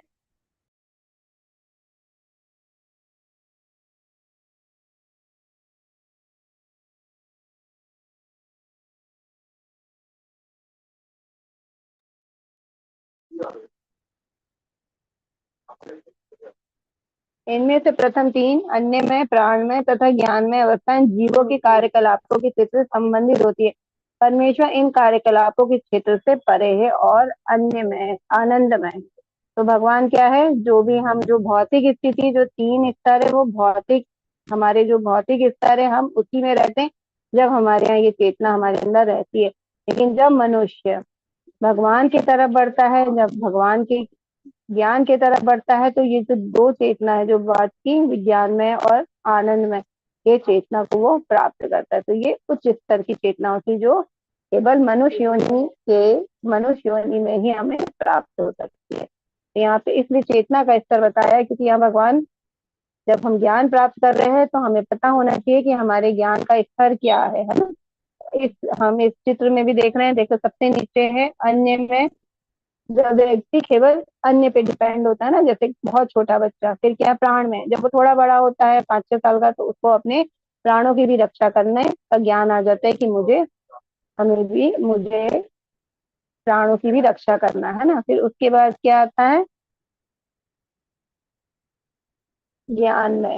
तो ज्ञान में जैसे फिर बच्चा जैसे कहते थोड़ा बड़ा होता है और स्कूल में जाता है तो वहां पे ज्ञान प्राप्त करता है ना। तो भले वो भौतिक है, यहाँ पे हम आध्यात्मिक की बात करें, लेकिन वो थोड़ा उसको ज्ञान आने लगता है क्योंकि वो उसमें इतना ज्ञान हो जाता है कि बाहर का जो घर से बाहर निकलता है तो उसको भी बहुत सारे बाहर का ज्ञान प्राप्त करना है। फिर विज्ञान में क्या होता है, जब वो आगे की पढ़ाई करता है ना, जब विशेष सब्जेक्ट है क्या हम कहते हैं जो, तो वो विशेष ज्ञान प्राप्त करता है। और फिर आनंद में मतलब हम एग्जाम्पल से समझ रहे हैं, बाकी ये तो आध्यात्मिक चेतना की बात हो रही है। तो अन्य में फिर क्या आनंद में, तो आनंद में मतलब वो एक विशेष पढ़ाई करता है, जैसे है ना, या तो इंजीनियर बन गया या डॉक्टर बन गया या सीए बन गया या कुछ भी, तो फिर क्या होता है उसकी जो लाइफ होती है वो क्या होती है, सेटल हो जाती है और वो जॉब करके वो क्या आनंद में हो जाता है। तो इस प्रकार अगर हम देखेंगे एक बच्चे के जीवन से, तो हमारे भी जीवन में स्थिति आती है ना। लेकिन यहाँ पे जैसे विज्ञान में आध्यात्मिक ज्ञान मिलता है और वो आनंद में मतलब भगवान के आनंद को प्राप्त करता है। और हम एक भौतिक से समझ रहे हैं क्योंकि भौतिक की एग्जाम्पल से जब हम अपनी जिंदगी हमने अपनी लाइफ से समझते हैं ना, तो हम बहुत अच्छे से इस चक्र को समझ पाते हैं, है ना। लेकिन यहाँ पे विज्ञान में और आनंद में हमें ये जानना है कि ये आध्यात्मिक है ना। जो अतः तो ब्रह्म जिज्ञासा करता है, जो भगवान के मार्ग में जाता है, वो विज्ञान में होता है। और जब उसको वो आनंद प्राप्त हो जाता है वो तब वो आनंद में हो जाता है क्योंकि भगवान की प्राप्ति हो जाती है और भगवान आनंद में रहते हैं हरदम। तो अब भगवान ने यहाँ पे हमें ज्ञान की चेतना के स्तर बताया कि हम किस चेतना में मतलब किस स्तर में हमारी चेतना कैसी है और हम किस ज्ञान में वो प्राप्त करते हैं। अब यहाँ पे भगवान आके हमारे शरीर के बारे में बताएंगे क्योंकि यहाँ भगवान देखिए इस पूरे अध्याय में हमें एक एक चीज का ज्ञान दे रहे हैं ना। अब हमें शरीर के बारे में बताएंगे कि शरीर, जैसे हमने क्षेत्र के बारे में बात की थी ना, तो क्षेत्र क्या है, हमारा शरीर है। तो जो क्षेत्र है तो वो भी हमें पता होना चाहिए ना कि हमारा शरीर किस किस चीजों से बना हुआ है। तो अब यहाँ पे भगवान हमें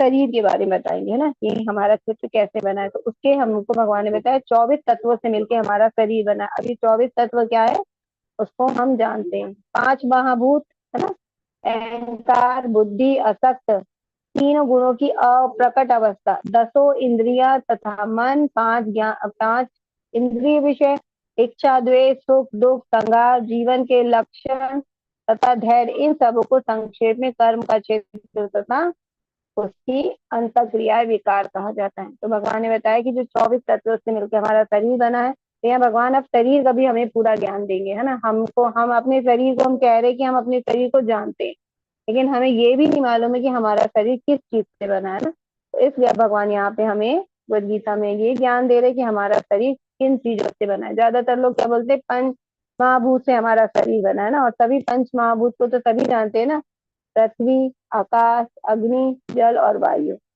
तो ज्यादातर लोगों को बस इतना ही ज्ञान है कि हमारा शरीर ये 5 चीजों से मिला है और जब हमारी मृत्यु होती है, आत्मा निकल जाती है और जब ये शरीर को अंतिम क्रिया की जाती है, तो ये पूरे पांचों तत्व हमारे शरीर के अंदर, 500 चीजों में, प्रकृति की इन पांचों जो है पदार्थ है इनमें मिल जाते हैं ना। लेकिन इतना ही ज्ञान नहीं, हमारा शरीर और भी चीजों से बना है ना, इसलिए यहाँ पे भगवान विस्तृत में हमें ज्ञान दे रहे हैं। क्या क्या चीजें हम जानेंगे, पंच महाभूत, है ना, फिर अहंकार, बुद्धि, अव्यक्त, है ना, जो 3 प्रकृति के हम तीनों गुण पढ़ेंगे, जो कल हमारा विशेष अध्याय होगा, है ना, जिसका नाम ही प्रकृति के 3 गुण। तो क्योंकि हम जब भी इस प्रकृति में आते हैं तो सबसे पहले हम प्रकृति के गुणों से बन जाते हैं। जो हमारा शरीर है वो भी तीनों गुणों से प्रभावित रहता है। तो इस कारण ये भी एक कारण है। फिर 10 इंद्रिया तथा मन। अब 10 इंद्रियों में क्या आ गया, 5 आ गई कर्मेंद्रिया और 5 आ गई हमारी ज्ञानेन्द्रिय।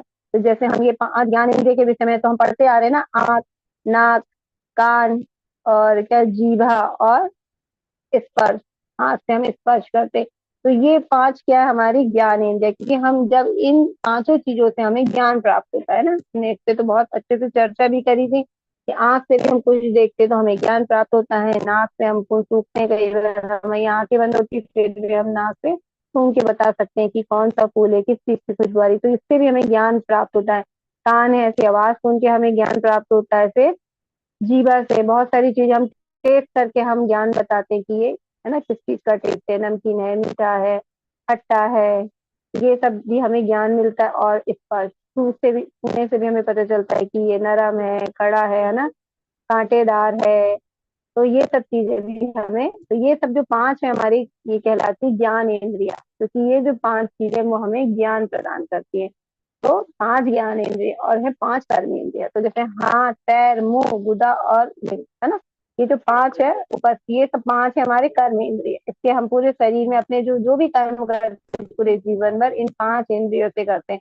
तो पांच ज्ञान इंद्रिया हो गई, पांच कर्म इंद्रिया हो गई, और क्या बोला, एक मन, तो ये मिला के पूरी होती है 11। तो दसों इंद्रिया हो गई, हमने देख ली, पांच कर्म इंद्रिय और पांच ज्ञान इंद्रिय तथा मन। फिर पांच इंद्रिय विषय। अब जो पांच हमारी ये ज्ञान इंद्रिय, इसके इंद्रिय विषय होते हैं ना। जैसे आंख से क्या है, रूप, रूप को हम देखते हैं। नाक से हम गंध को, तो गंध। और कान से हम क्या करते हैं, ध्वनि सुनते हैं, तो ध्वनि। और जीवा से क्या है, रस। और हाथ से क्या है, स्पर्श। तो जो पांच हमारी ज्ञान इंद्रिय, तो इसके पांच इंद्रिय विषय है ना, रूप, गंध, ध्वनि, रस और स्पर्श। तो ये पांच, तो ऐसे करके देखो, पांच हमारे हो गए महाभूत, फिर पांच ज्ञान इंद्रिय, पांच कर्म इंद्रिय और पांच इंद्रिय विषय। ये चारों को हमने मिलाया तो हो गए 20 तत्व। ठीक है, 20 तत्व हो गए। और 20 में से उसके बाद क्या बचा, अहंकार, नहीं, मन, बुद्धि। अभी हमने मन को नहीं टोटल किया, तो मन, बुद्धि और अहंकार, ये तीन तत्व हो गए। तो क्या हो गए, 20 और 3 23। और एक हो गया हमारी अव्यक्त अवस्था, मतलब प्रकृति के तीनों गुणों की जो अवस्था है वो। तो ऐसे करके 24 तत्वों से हमारा शरीर बना हुआ। और इच्छा, द्वेष, सुख, दुख, संगार, जीवन, ये लक्षण तथा धैर्य, इन सबों को संक्षेप में कर्म का क्षेत्र तथा उनकी अंतःकरण विकार कहलाती। तो जो मन है, मन से हमारे क्या उत्पन्न होते हैं, मन से ही इच्छा, द्वेष, सुख, दुख। क्योंकि ये जो सब चीजें है ना, हम जो मतलब पांच महाभूत को तो हम देखते हैं अपनी आंखों से, और हम, लेकिन मन, मन से हम ये इच्छा, द्वेष, सुख, दुख, संगार, जीवन के लक्षण, ये सब हम, धैर्य, ये सब जो भी हम महसूस कहाँ से, अनुभव कहाँ से करते हैं, हम अपने मन से करते हैं। तो इन सब से मिलकर तो कुछ चीजें हमारे लिए क्या होती है, और कुछ हमारे अंत क्रियाएं होती है, हमारे अंदर विकार होता है। तो इस प्रकार से ये सब क्या कर्म का क्षेत्र है और इनके विकार कहे जाते हैं। तो इस प्रकार भगवान ने हमें हमारा शरीर 24 तत्वों से मिलकर बना है, जिसके बारे में हमें यहाँ पे ज्ञान मिला है ना। अभी तक हम क्या जानते थे, हमारा शरीर पांच चीजों से मिलकर बना है ना, जिसको हम पंच महाभूत बोलते हैं। लेकिन आज हमें ज्ञान हुआ इस अध्याय के माध्यम से कि भगवान ने बोले 24 तत्व से मिलकर हमारा शरीर बना हुआ है। अब यहाँ पे ये पांच श्लोक आ रहे हैं, ये है क्योंकि भगवान ने क्षेत्र और क्षेत्रज्ञ, है ना, मतलब शरीर क्या है और शरीर का ज्ञाता कौन है, इसका भगवान ने ज्ञान दिया हमको। अब अर्जुन जी का प्रश्न था कि ज्ञान क्या है। तो अब भगवान यहाँ पे हमें 8 श्लोक से लेके 12 श्लोक तक, ये 5 श्लोक हमारे सामने आ रहे हैं। ये हमें ज्ञान क्या है उसके विषय में भगवान हमें ज्ञान देंगे, उसको विस्तार से बताएंगे कि कौन से तत्वों को भगवान ने ज्ञान घोषित किया है ना। तो हम इसको जानते हैं।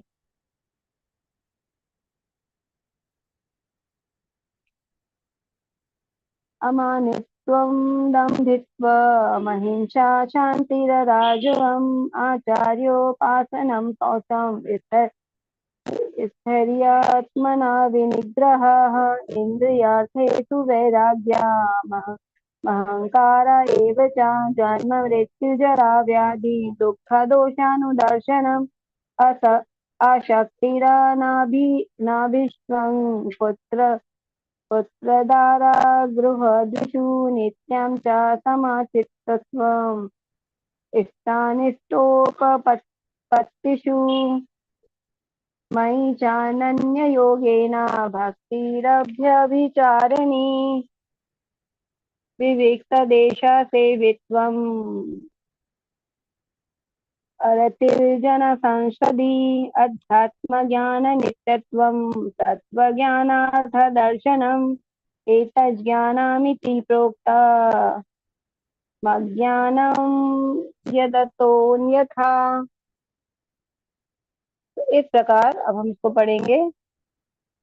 विनम्रता, दमहीनता, अहिंसा, सहिष्णुता, सरलता, ब्रह्माणी गुरु के पास जाना, पवित्रता, स्थिरता, आत्म संयम, इंद्रिय तृप्ति के विषयों का परित्याग, अहंकार का अभाव, जन्म मृत्यु वृद्धावस्था तथा रोग के दोषों की अनुभूति, वैराग्य, संतान, स्त्री, घर तथा अन्य वस्तुओं की ममता से मुक्ति, अच्छी तथा बुरी घटनाओं के प्रति संभाव, मेरे प्रति निरंतर अनन्य भक्ति, एकांत स्थान में रहने की इच्छा, जन समुदाय में बिलगाव, आत्म साक्षात्कार की महत्ता को स्वीकार करना तथा परम सत्य को की दार्शनिक खोज, इन सबको मैं ज्ञान घोषित करता हूँ और इसके अतिरिक्त जो कुछ भी है वह सब अज्ञान है। तो यहाँ पे भगवान ने ज्ञान की डेफिनेशन दी है ना, ज्ञान क्या क्या भगवान की मत के अनुसार है ना, क्योंकि हमको क्या है, भगवान क्योंकि परिपूर्ण है तो हमें भगवान के अनुसार जानना है कि ज्ञान क्या है। ऐसे तो ज्ञान सभी के पास है ना, बहुत सारा कूट कूट के हम लोग के पास ज्ञान भरा है। हर किसी से बोलेंगे तो बोलेंगे अरे हमें मत बताइए, हमें सब कुछ पता है ना, लेकिन हमें यहाँ पे भगवान के मत के अनुसार ज्ञान लेना है। तो भगवत गीता में भगवान ने इन जो भी हम विस्तार से पढ़ेंगे इसको ही भगवान ने ज्ञान घोषित किया है। ठीक है, तो अब ये कौन कौन से जो भगवान ने अब जो हमने पढ़े है ना, विनम्रता, दमहीनता, अहिंसा, ये अहिंसा, सहिष्णुता, ये सब क्या गुण है जो हमने अभी 12वें अध्याय में भी देखो भगवान ने जो भक्तों के अंदर जो लक्षण होते हैं ये सभी लक्षण की भगवान ने बात की है। तो अब यहाँ पे भी भगवान बता रहे कि हमें किस चीज का ज्ञान लेना है, उसके बारे में भगवान ने यहाँ बताया। अब हम विस्तार से चर्चा करते हैं इस अध्याय में। ये जो जो 20 तत्व है भगवान ने ज्ञान घोषित किया है और बोला कि इनके अलावा जो कुछ भी है वो सब क्या है, अज्ञान है। तो पहला भगवान ने क्या बताया, क्या गुण होना चाहिए मनुष्य में, नम्रता। तो सम्मानित होने की संतुष्टि के लिए उत्सुक ना होना। तो हर व्यक्ति के अंदर क्या होता है, अपना सम्मान की प्रवृत्ति होती कि सामने वाला हमारा सम्मान कर, हर कोई को सम्मान करे। तो जब हमारे अंदर सम्मान की इच्छा होती तो हमारे में विनम्रता नहीं आती, तो हमारे अंदर विनम्रता होनी चाहिए ना। पहले का अमानित्व, तो मतलब हमें मान के लिए, अपने सम्मान के लिए हमें कार्य नहीं करना है। हमें जो भी कार्य करते हैं हमें सम्मान की इच्छा से ना करके हमें कार्य करना। फिर सुस्तता, तो समझना कि तुम शरीर नहीं हो, तुम इस प्रकार सम्मान और अनादर एक ही है। तो हमें भगवान ने बताया कि हमें किसका ज्ञान होना चाहिए, आत्मा का। अगर हम जानते हैं कि हम शरीर नहीं आत्मा है तो हमें किसी भी प्रकार की कोई हमारा सम्मान करे चाहे ना करे, हमें दोनों ही हमारे लिए समान होगा, क्योंकि जो सम्मान है वो क्या है, शरीर से जुड़ा हुआ है।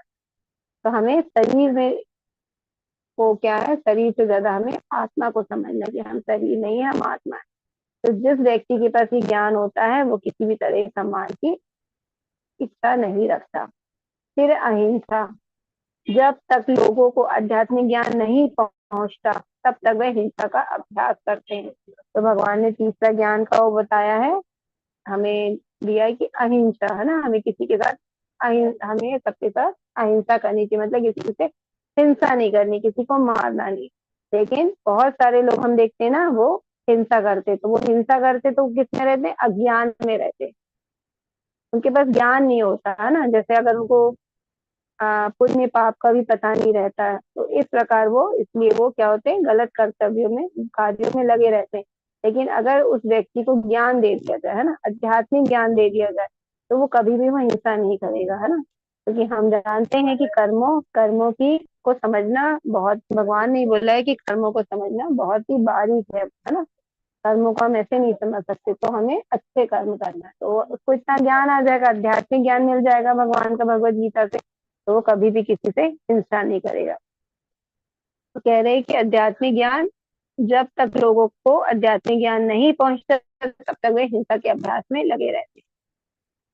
और हमारे प्रभुपाद जी ने एक बात और बोली अहिंसा के लिए कि अगर हमारे पे ज्ञान है आध्यात्मिक ज्ञान, तो उसका हमें प्रचार करना चाहिए है ना। क्योंकि जो व्यक्ति को भगवत गीता का ज्ञान नहीं है मतलब वो अज्ञानता में, मतलब अगर हमारे पास ज्ञान है और उसको हम वो ज्ञान में हम उसको जन्म मृत्यु से हम नहीं छुड़ाने का प्रयास कर रहे हैं, उसको ज्ञान नहीं दे रहे हैं, तो हम उस पर अहिंसा कर रहे हैं ना, सॉरी, हम उस पर हिंसा कर रहे हैं।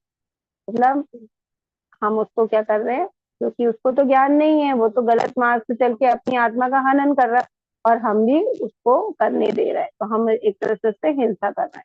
तो हमें अहिंसा का गुण होना चाहिए हमारे अंदर, तो हमें आध्यात्मिक ज्ञान प्राप्त करना चाहिए। फिर नेक्स्ट है सहनशीलता। तो दूसरों से अपमान अपमान और अपमान रहने का अभ्यास कर सहने का अभ्यास करें। तो सहनशील व्यक्ति क्या होता है, कोई उसका अपमान करता है या उसका मान करता है, उसको दोनों में कोई फर्क नहीं पड़ता। हम देखते हैं ना, जो अनन्य भक्त होते हैं उनको, इसका मतलब ये नहीं है कि हमें भक्तों का अपमान करना चाहिए, है ना। भक्तों का अपमान करना तो बहुत ही हमारे कर्म बहुत ही हमें मतलब पाप के भागीदार बनाते हैं। लेकिन फिर भी जो अच्छे भक्त होते हैं उनमें ये गुण होता है। कोई अगर अज्ञान बस, है ना, क्योंकि जो भी करेगा व्यक्ति उनका अपमान वो अज्ञान बस ही करेगा। कोई व्यक्ति अगर उनका अपमान करता है, ठीक है, तो वो उसको सह लेते हैं, उनको कुछ भी उससे फर्क नहीं पड़ता। तो उनमें सहनशीलता होना चाहिए। सरलता, सरलता मतलब इतना सीधा कि आप दुश्मन के सामने भी सच का खुलासा कर सकते हैं, है ना। इससे क्या हम समझते हैं कि अगर कोई दुश्मन हमारे सामने खड़ा तो भी हम अपने सच से पीछे ना मुड़े। जो भी सच बोलना है उसको हम बिल्कुल निर्भरता से बोले, है ना, मतलब बिल्कुल बिना डर के, निडरता से बोले, है ना, एकदम। जैसे प्रहलाद जी थे, उनके पिताजी ने बोला कि मैं ही भगवान हूँ और मेरा नाम जपो, तो उन्होंने बोले नहीं, भगवान कौन है, विष्णु भगवान जी भगवान है। तो वो डरे नहीं, है ना, क्योंकि उनको जबकि पता था कि वो उनको हानि पहुंचा सकते हैं, लेकिन फिर भी वो इनमें इतनी सरलता थी कि वो उनके सामने भी उन्होंने सच बोला, है ना, झूठ को उन्होंने स्वीकार नहीं किया। इसलिए जो भक्त होते हैं उनमें ये सरलता का गुण पाया जाता है कि वो हमेशा सच बोलते हैं, है ना। चाहे दुश्मन भी क्यों ना उनके सामने, तो भी वो उनसे डरते नहीं है और वो झूठ नहीं, मतलब झूठ बोल रहे ऐसा नहीं, वो सच ही बोलेंगे। फिर एक आध्यात्मिक गुरु को स्वीकार करना, है ना। तो ये देखिए, हम सभी लोग जानते हैं कि सभी वेदों में लिखा है कि अगर हमने गुरु को स्वीकार नहीं किया तो हम कभी भी आध्यात्मिक ज्ञान नहीं ले सकते, क्योंकि हम भौतिक संसार में ही जो हम ज्ञान लेना चाहते हैं, है ना, बच्चे जो पढ़ाई करते हैं उनको भी गुरु की आवश्यकता होती नहीं। तो किताबें तो सबके पास है, अपने बच्चों को किताबें दे दे तो स्कूल में भेजते हैं ना। तो एक टीचर से जाके बच्चा पढ़ता है, क्योंकि वो बिना टीचर के द्वारा वो बिना टीचर के वो नहीं पढ़ सकता। नहीं तो कोई भी, हर पेरेंट स्कूल में डाल किताबें तो ला के देनी ही पड़ती है, किताबों से बोले पढ़े, अपने आप अभ्यास करे, पढ़े, सब कुछ तो लिखा है उसी में। लेकिन जब हमें सोचिए भौतिक ज्ञान के लिए गुरु की आवश्यकता पड़ती है, तो हमें आध्यात्मिक ज्ञान तो हमें बहुत ही आवश्यक है, गुरु की आवश्यकता। और ये हम स्टार्टिंग से पढ़ते भी आ रहे हैं कि गुरु को स्वीकार करना बहुत ही आवश्यक है। जैसे हम राम जी के बारे में जानते हैं, राम जी तो खुद ही वेद, सारे वेद भगवान जी से आए, है ना, राम जी ने बनाए हैं, लेकिन फिर भी वो गुरु के पास गए ना, वशिष्ठ मुनि को उन्होंने गुरु चुना और उनसे उन्होंने ज्ञान, तो भगवान को तो सब कुछ आता था, लेकिन फिर भी वो गुरु को स्वीकार करें। क्योंकि जब भी अगर हम आध्यात्मिक मार्ग में गुरु को स्वीकार नहीं करेंगे तो हम कभी भी भगवान तक नहीं पहुंच पाएंगे। और कृष्ण भगवान जी को भी देखते हैं, है ना, वो तो पहले ही सारी कलाओं में निपुण थे, 64 कलाओं में निपुण थे हम जानते, लेकिन फिर भी उन्होंने अपने गुरु को, है ना, संदीपनी गुरु जी के पास गए और वहां पे उन्होंने उनको गुरु स्वीकार किया और उन्होंने वहां से ज्ञान हासिल किया। तो जब भगवान आके उन्होंने, भगवान इसीलिए हम देखते हैं ना, वो हमें क्या करते हैं, मार्गदर्शन करते हैं हमारा, क्योंकि हम उनका अनुसरण करते हैं। इसलिए भगवान ने गुरु स्वीकार किया, हम लोग को भी गुरु स्वीकार करना बहुत ही आवश्यक है। और ये भी हमने जाना है भी भगवत गीता से कि हमें गुरु कैसे लेना है, परंपरा में लेना। जैसे हमने 4 परंपरा देखी थी और हमें प्रामाणिक गुरु को ही गुरु के रूप में स्वीकार करना और उन्हीं के बताए हुए विधि विधानों के अनुसार हमें आगे चल के भक्ति मार्ग में आगे प्रगति करना है। तो ये भी ज्ञान भगवान ने बोला। अब स्वच्छता, तो स्वच्छता भी होनी चाहिए, है ना। एक शिष्य को ऐसा नहीं कि वो भक्ति कर रहा है तो अपने स्वच्छ ना रखे अपने शरीर को, है ना। तो स्वच्छता भी 2 तरह की होती है, एक होती है बाहरी शरीर की स्वच्छता और एक होती है आंतरिक, है ना। जो हम मन बुद्धि अहंकार की बात करते हैं, इनके अंदर ये भी हमारे शुद्ध होने चाहिए, है ना, तभी हम पूरी तरह से शुद्ध कहलाएंगे। हम लोग क्या करते हैं, सिर्फ शरीर को स्वस्थ मतलब स्वच्छ करने की बात करते हैं ना, स्नान करते हैं, बहुत सारे शैम्पू साबुन से हम अपने आप को स्वच्छ रखते हैं, अपने बार बार मतलब वस्त्र बदलते हैं, धुले वस्त्र पहनते, तो ये तो शारीरिक हो गई हमारी ना। लेकिन हमें आंतरिक भी स्वच्छता करना है। तो आंतरिक स्वच्छता कैसे होगी हमारे अंदर, मन कैसे साफ होगा, क्योंकि मन में भी बहुत हमारा मैल भरा है ना, या काम, क्रोध, लोभ, मोह, बहुत सारे, तो ये सब हमारे कैसे जाएंगे? जप करने से। जब हम भगवान के नाम लेंगे तब हमारा मन इन सारे कलमशों से हम शुद्ध हो जाएगा, है ना। क्योंकि चेतन महाप्रभु जी ने भी कहा ना, चेतो दर्पण मार्जनम, तो हमारा जो मन है उसमें बहुत ही क्या है, धूल चढ़ी हुई है हमारे इस दर्पण में, मन रूपी दर्पण में, उसको हमें घिस घिस के मांजना है। मतलब हमें ऐसा जप करना है ताकि पूरी धूल हमारी उतर जाए और हमारा जो मन है वो एकदम साफ हो जाए। जैसे दर्पण धूल रहती है तो वो उसमें हमें हमें चेहरा दिखाई नहीं देता। तो इसी प्रकार जब हमारा बहुत सारी मन में बहुत सारी धूल, बहुत सारे कलमश से युक्त होता है, हम अध्यात्म की तरफ हम प्रगति नहीं कर पाते। तो स्वच्छता हमें रखना चाहिए। तो हमें बाहरी स्वच्छता भी करना है और आंतरिक स्वच्छता भी करना है अपने जीवन में। स्थिरता, आध्यात्मिक जीवन में प्रगति करने के लिए दृढ़ संकल्प। तो अगर हम कोई भी नियम का पालन करने लगते हैं और आध्यात्मिक जीवन में प्रगति करने के लिए, लेकिन हम क्या करते हैं, दो दिन किया, 3 दिन किया, फिर छोड़ दिया, फिर किया, फिर छोड़ दिया ना, तो किसी कोई नियम नहीं, हमारा कोई दृढ़ संकल्प नहीं है, तो हम कभी भी अपने लक्ष्य को प्राप्त नहीं कर पाएंगे, हमें बहुत समय लगेगा। तो इसलिए हमको जो भी हम करते हैं अध्यात्म जीवन में प्रगति के लिए, हमें दृढ़ संकल्पित होना पड़ेगा ना। हमारे नियमों में स्थिरता होनी चाहिए कि हमने स्टार्टिंग की, हमने सोचा कितनी माला करना है, तो हमें हर स्थिति में उस माला को पूरा करना है ना। तो और जो भी हमने भगवान की सेवा है, भक्ति है, जो भी हम भक्ति में अपनी प्रगति करने के लिए जो भी करते हैं, जिस नियमों को भी हम पालन करना शुरू करते हैं, तो उसको हमें दृढ़ता के साथ उसका पालन करना है, हमें रोज करना है ना नियमों का। ये नहीं हमने कभी किया कभी नहीं किया, तो ये स्थिरता होनी चाहिए। फिर आत्म संयम, आध्यात्मिक उन्नति के प्रतिकूल होने, आध्यात्मिक उन्नति के प्रतिकूल कुछ भी अस्वीकार करे, इंद्रियों को नियंत्रण करे। तो हमारा जो मन है बहुत चंचल है और इंद्रिय हमारी क्या अनियंत्रित हो जाती है, तो हमें नियंत्रण करना है इंद्रियों को। और हमें पता होना चाहिए किस चीज को हमें स्वीकार करना है, जो हमारे भक्ति बढ़ाएंगे उन चीजों को हमें स्वीकार करना है। और जिस चीजों से हमारी भक्ति विनष्ट होती है, जैसे कि हम देखते अभक्तों का साथ है ना, कभी कभी होता है हमारे ग्रुप में सब भक्त है लेकिन कोई अभक्त है, तो उससे भी क्या होता है, हमारी भक्ति विनष्ट, कि हम उनके संपर्क में आते और उनकी जो भौतिकता जो उनकी है अंदर, वो भी हमारे अंदर उनकी बातों से हमारे अंदर आने लगती है। तो हमें जो अभक्तों का है उसका हमें परित्याग करना चाहिए, है ना। तो हमें भक्तों की संगति करनी है हमेशा। तो हमें क्या स्वीकार करना भक्ति के लिए और किस चीज को हमें हमें अस्वीकार करना, मतलब उसको छोड़ देना। तो ये सबके लिए इनको बोलते हैं इंद्रिय संयम, है ना। तो इसलिए हमें इंद्रियों पर नियंत्रण करना है और हमें आत्म संयमित बनना है, तभी हम ज्ञान को अच्छे से प्राप्त कर पाएंगे। फिर इंद्रिय वस्तु का त्याग, अनावश्यक मांगों को पूरा करने के लिए नहीं, केवल भक्ति सेवा के लिए। तो हमें उन्हीं वस्तुओं को स्वीकार करना है जो जिससे हमारी भक्ति आगे बढ़ती है। और जिन वस्तुओं को या जिन मांगों को हम अपने शरीर की पूरा करते हैं, उस मांगों से हमारी भक्ति अगर विचलित होती है, तो उस चीजों को हमें तुरंत ही छोड़ देना। केवल भक्ति सेवा के लिए ही जो आवश्यक चीजें हमारे जीवन को, उतने ही हमें वस्तु को स्वीकार करना चाहिए ना। भौतिकता में बहुत ज्यादा भौतिकता में अगर हम रहेंगे तो हम भक्ति ठीक से नहीं कर पाएंगे। तो झूठे अहंकार की अनुपस्थिति, अस्वीकार करे कि ये शरीर या मन, मैं मन हूँ, स्वीकार करे कि मैं कृष्ण का सेवक हूँ। तो हमारे अंदर दो प्रकार के अहंकार होते हैं। एक अहंकार मतलब जो हमारे जो हमारा उचित है, एक होता है झूठा या मिथ्या अहंकार। तो हमें मिथ्या अहंकार नहीं करना है ना। तो मिथ्या अहंकार के लिए हमें क्या करना है, हमें ये स्वीकार करना पड़ेगा कि हम भगवान के सेवक हैं।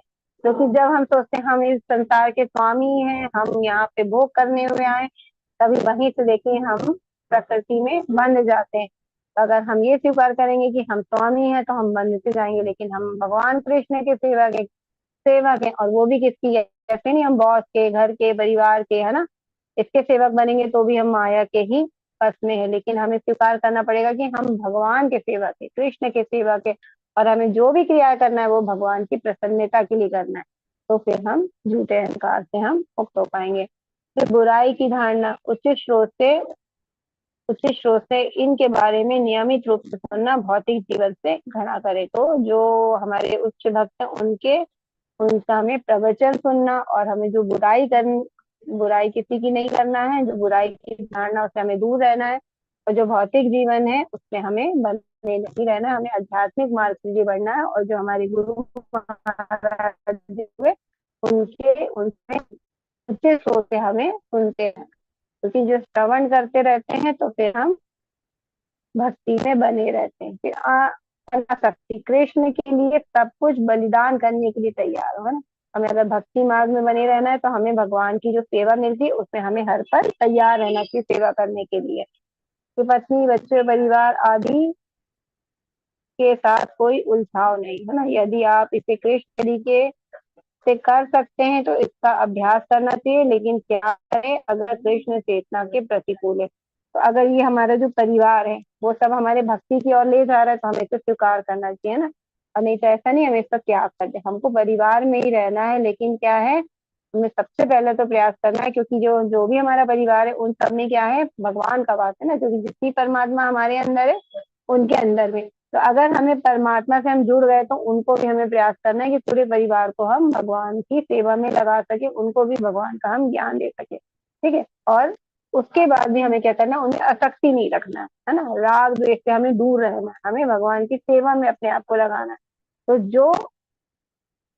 जो भक्ति में हमें दूर ले जाए उसको हमें छोड़ देना है, और जो भक्ति की तरफ हमें अग्रसित करे को हमें स्वीकार करना। फिर निष्काम भक्ति, भक्ति की 9 प्रक्रियाओं में स्वयं को संलग्न करना। तो हमने जाना था ना, श्रवणम, कीर्तनम, स्मरण, विष्णु पाद सेवनम, अर्चनम, अन्यम दास्यम, सख्यम, आत्म निवेदनम। तो ये 9 विधि हमने पढ़ी थी, नवधा भक्ति। तो इनमें हम जिसमें हमको ज्यादा मन लगता है, जो हम कर पाते हैं, तो हमें उन सब में अपने आप को उन विधियों से जोड़ना।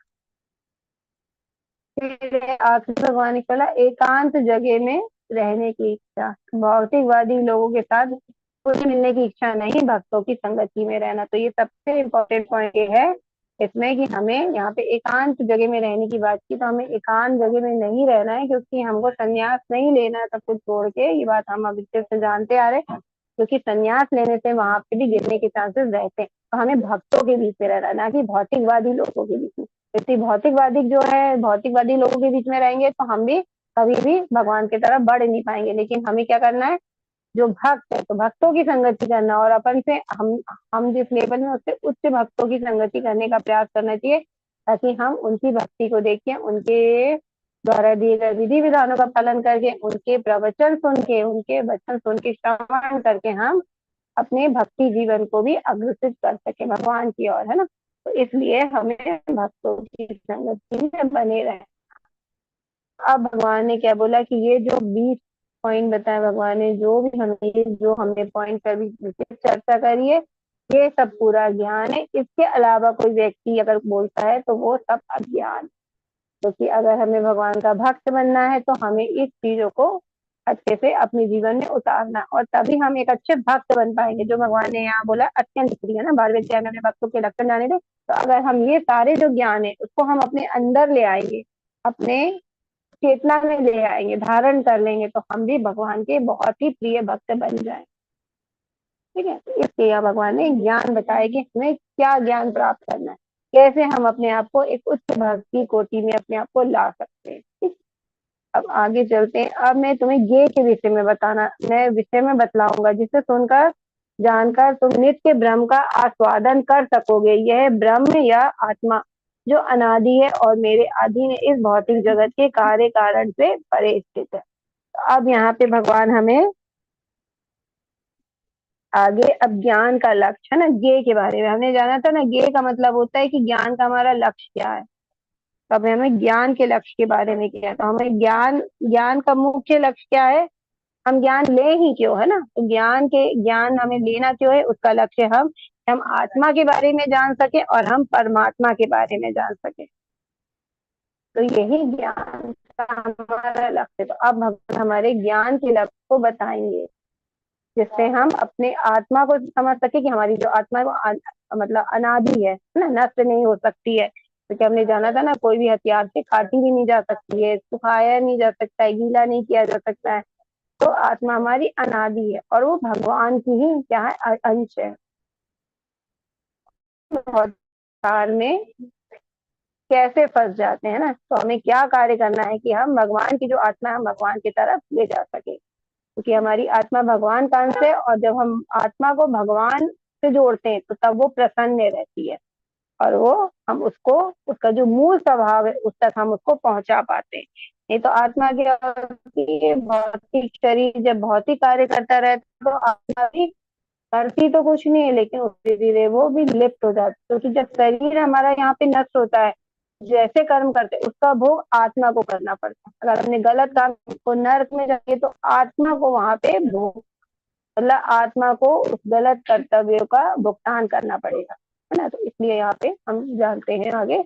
अब भगवान यहाँ पे परमात्मा के बारे में बता रहे हैं ना, इसलिए हमें आत्मा और परमात्मा को अच्छे से जानना है, क्योंकि यही हमारे ज्ञान का लक्ष्य है। तो ज्ञेय का लक्ष्य क्या है? ज्ञेय का मतलब है कि ज्ञान का लक्ष्य, ज्ञान का लक्ष्य आत्मा और परमात्मा। तो अभी हमने आत्मा के बारे में जाना, अब इस श्लोक में भगवान परमात्मा के बारे में बता रहे हैं। परमात्मा समस्त इंद्रियों के स्रोत हैं, फिर भी वे इंद्रियों से रहित है। वे समस्त जीवों के पालन करता होकर भी अनासक्त है।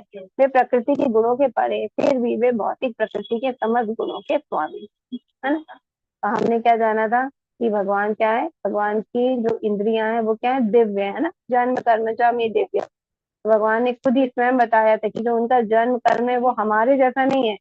हमारा जन्म होता है ऐसा भगवान जनन नहीं, भगवान प्रकट होते हैं। और जो हमारा जो मन, इंद्रिया और हमारा शरीर है ना, सब अलग अलग है, लेकिन भगवान की जो जो मन है उनका, और जो इनकी इंद्रिया और जो भगवान का शरीर है, वो सब कुछ एक है। उनका दिव्य शरीर है ना। उनकी कोई भी चीज अलग अलग नहीं है। इसलिए हम लोग क्या करते हैं, खाना मुंह से खाते हैं, लेकिन भगवान को जो हम भोग लगाते हैं तो भगवान क्या है, आंखों से ग्रहण कर लेते हैं, क्योंकि उनकी हर इंद्रिय कोई भी कार्य करने में सक्षम है। हम क्या है, अपनी हमको जो जो इंद्री मिली है, हम उस इंद्री से वही कार्य कर पाते हैं, है ना। जैसे आंख है, हम आंख से देख सकते हैं बस, और खाना नहीं खा सकते, हम चल नहीं सकते, फिर नहीं सकते। लेकिन भगवान की जो इंद्रियां हैं और उनके जो शरीर है उनमें कोई अंतर नहीं, क्योंकि उनका शरीर भी दिव्य और इंद्रिया भी दिव्य है। तो वो अपनी किसी भी इंद्रिय से कोई भी कार्य करने में सक्षम है ना। तो परमात्मा समस्त इंद्रियों के मूल स्रोत है, फिर भी वे इंद्रियों से रहित है। इंद्रियों से रहित मतलब उनकी इंद्रिय, शरीर, मन सब कुछ एक है। तो वो इंद्रिया है लेकिन वो हमारे जैसी नहीं, इसलिए वो इंद्रियों से रहित है। वे समस्त जीवों के पालन करता होके भी अनासक्त है। तो भगवान कभी किसी, हम सारे संसार को बनाया, हम सारे जीवों के अंदर है, लेकिन फिर भी हम तो भौतिकता में फंस जाते, लेकिन भगवान कभी भी भौतिकता में नहीं फंसते, है ना। वो अनासक्त रहते हैं। वे प्रकृति के गुणों से परे। तो तीनों गुण किसने बनाया, भगवान ने। हमने जानता मया दक्षिणे प्रकृति सूयते सा चराचर। तो जो पूरी प्रकृति है, जो भौतिक प्रकृति, जो प्रकृति के तीन गुण है, तो भगवान तीनों गुणों के तीनों गुणों, भगवान स्वामी है तीनों गुणों के। तीनों गुण के भगवान की अध्यक्षता में कार्य करती, पूरी भौतिक प्रकृति भगवान के अंडर में कार्य करती। उसको किसने नियंत्रण किया, भगवान, है ना। तो तीनों गुणों के नियामक कौन है, नियंत्रण करने वाले कौन है, भगवान।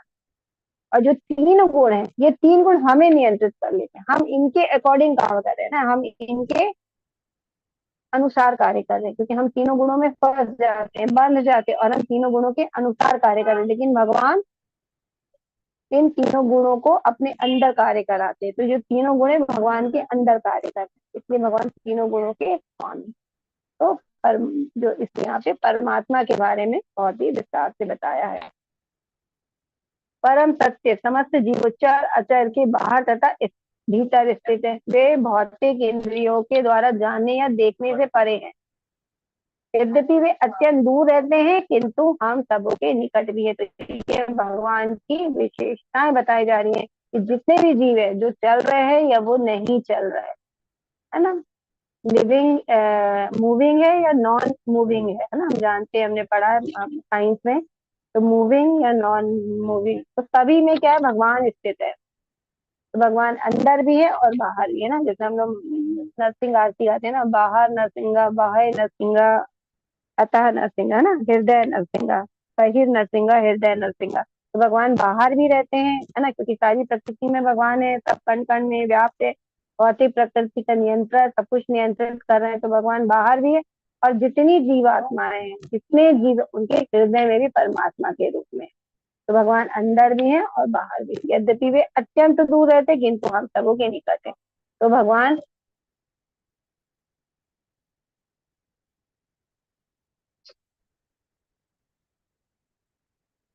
भगवान सबसे दूर रहते। तो भगवान का अपने गोलोक धाम में रहते, वहां नित्य लीला करते हैं, वो सबसे दूर है ना, बहुत दूर है हम लोग के लिए पहुंचना।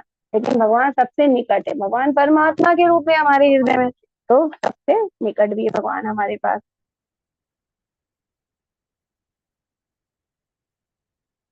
तो यहाँ भगवान सभी इंद्रियों को जानने योग्य भी है और भगवान उनसे परे भी है। इस प्रकार यहाँ पे परमात्मा की हमको विशेषता बताई जा रही है कि परमात्मा हमारे अंदर भी है और बाहर भी है। वे समस्त प्रकाशमान वस्तुओं के प्रकाश होते हुए भौतिक अंधकार से परे हैं और अगोचर है। वे ज्ञान है, ज्ञेय है और ज्ञान के लक्ष्य वे सबके हृदय में स्थित है।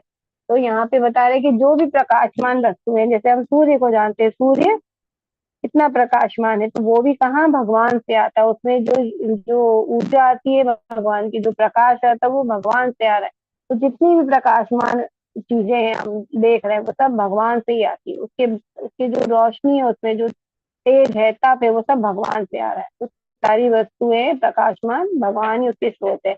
वे भौतिक अंधकार से परे हैं। तो क्योंकि जहाँ सूर्य होता है वहां देखिए अंधकार नहीं रह सकता। अभी यहाँ रात है, लेकिन जब सूरज आ जाएगा तो ये पूरा अंधकार खत्म हो जाएगा, दिन हो जाएगा ना। तो जहाँ सूरज है वहां पे रात नहीं हो सकती, अंधकार नहीं हो सकती। तो इसी प्रकार जहाँ भगवान होते वहां पे माया नहीं रह सकती, है ना। हमने उसमें भी हम जानते हैं, चेतन चरितमृत में किया, कृष्ण सूर्य सम माया है अंधकार, जहाँ कृष्ण तहाँ माया नहीं अधिकार। तो जहाँ भगवान रहते हैं वहां पे माया नहीं रह सकती है, और जहाँ पे प्रकाश रहता है वहां पे अंधकार नहीं रह सकते। तो सारे प्रकाश का सूत्र क्या है, भगवान ही है।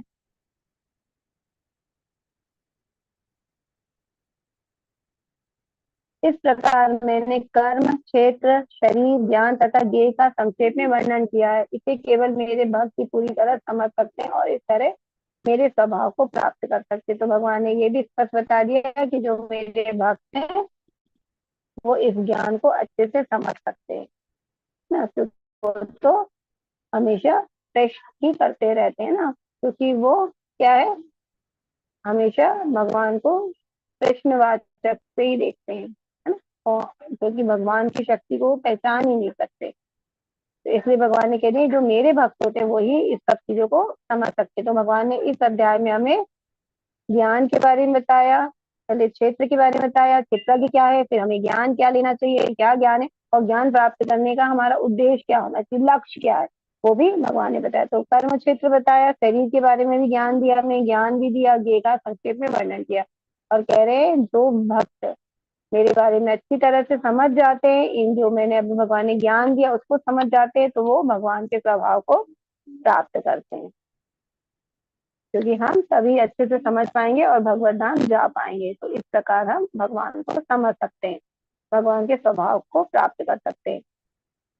प्रकृति तथा जीवों को अनादि समझना चाहिए, इसके विकार तथा गुण प्रकृति जन है। अब यहाँ पे देखो अर्जुन के 6 प्रश्न थे, तो 4 प्रश्नों के तो उत्तर आ गए, है ना। क्षेत्र क्या है, क्षेत्र की क्या, ज्ञान क्या और ज्ञेय क्या है ना, ज्ञेयम क्या है, ज्ञान क्या है, क्षेत्र क्या है, क्षेत्र क्या है, ज्ञान क्या और ज्ञान का विषय क्या। अब उनके 2 प्रश्न और थे, है ना, जिसकी शुरुआत की तुमने, प्रकृति क्या है और पुरुष क्या है। अब यहाँ पे अब भगवान इस श्लोक पे हमें प्रकृति के बारे में बताना चाहेंगे कि भगवान अब प्रकृति का ज्ञान देंगे कि प्रकृति क्या है और पुरुष कौन है।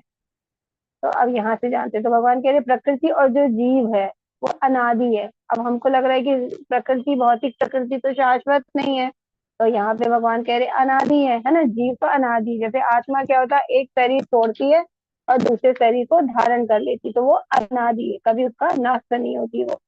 अब प्रकृति भी कह रहे हैं कि वो भी अनादि है, तो ये तो शाश्वत है, तो ये कैसे शाश्वत है, अब इसको कैसे जानेंगे, है ना। तो भौतिक प्रकृति क्या होती है, जैसे मान लो, है ना, पेड़ पौधे बन रहे हैं, फिर नष्ट हो रहे हैं, फिर नए पौधे उग रहे हैं ना। तो एक चीज आ रही है और खत्म हो रही है, उसके बाद फिर उसकी जगह नई चीज आ रही है।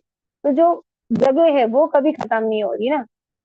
जैसे मान ले एक व्यक्ति ने घर बनाया, तोड़, है ना, पेड़ गिरा दिया, फिर बनाया, तो वो घर तो बना हुआ है ना वहां पे, मतलब वो जगह है, वहां तो घर बन ही रहा है। अगर एक घर बनने के बाद टूट गया तो वो नया घर बन गया, तो मतलब वो शाश्वत है, जो ईंटें हैं उसमें वो एक तरफ वैसे की वैसी है। तो इस प्रकार जो प्रकृति है वो भी क्या होती है, शाश्वत है।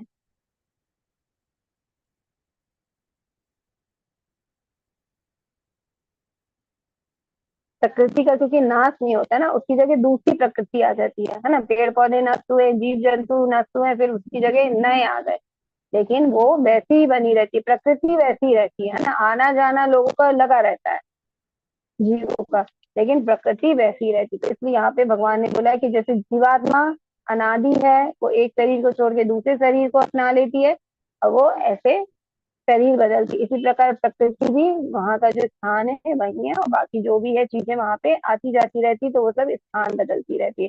तो इस प्रकार प्रकृति भी अनादि है। और जो जो विकार और गुण होते हैं वो प्रकृति है, मतलब हम देखते हैं ना, हर एक जीव का एक अलग स्वभाव होता है उसका, है ना, उसमें गुण भी होते हैं और उसमें दोष भी होते हैं। तो ये सब हमारी प्रकृति, हम बोलते हैं ना उसका नेचर ही ऐसा उस व्यक्ति का, है ना, अपने भौतिक में भी हम बोल देते हैं कि उसका तो नेचर ही ऐसा है। तो ये सब जो चीजें हैं वो प्रकृति जन्य होती है। तो ये उसके जो गुण होते हैं वो विकार होते हैं, या उसका स्वभाव होता है, ये कौन, प्रकृति डिसाइड करती है। तो ये प्रकृति जन होते हैं उसके अंदर, चाहे गुण हो चाहे उसके विकार हो। इस प्रकार भगवान ये हमें बता रहे हैं। आगे चलते कार्य कारण कर्तृत्व हेतु प्रकृति रुच्यते पुरुष सुख दुखाना भोक्तृत्व हेतु रुच्यते।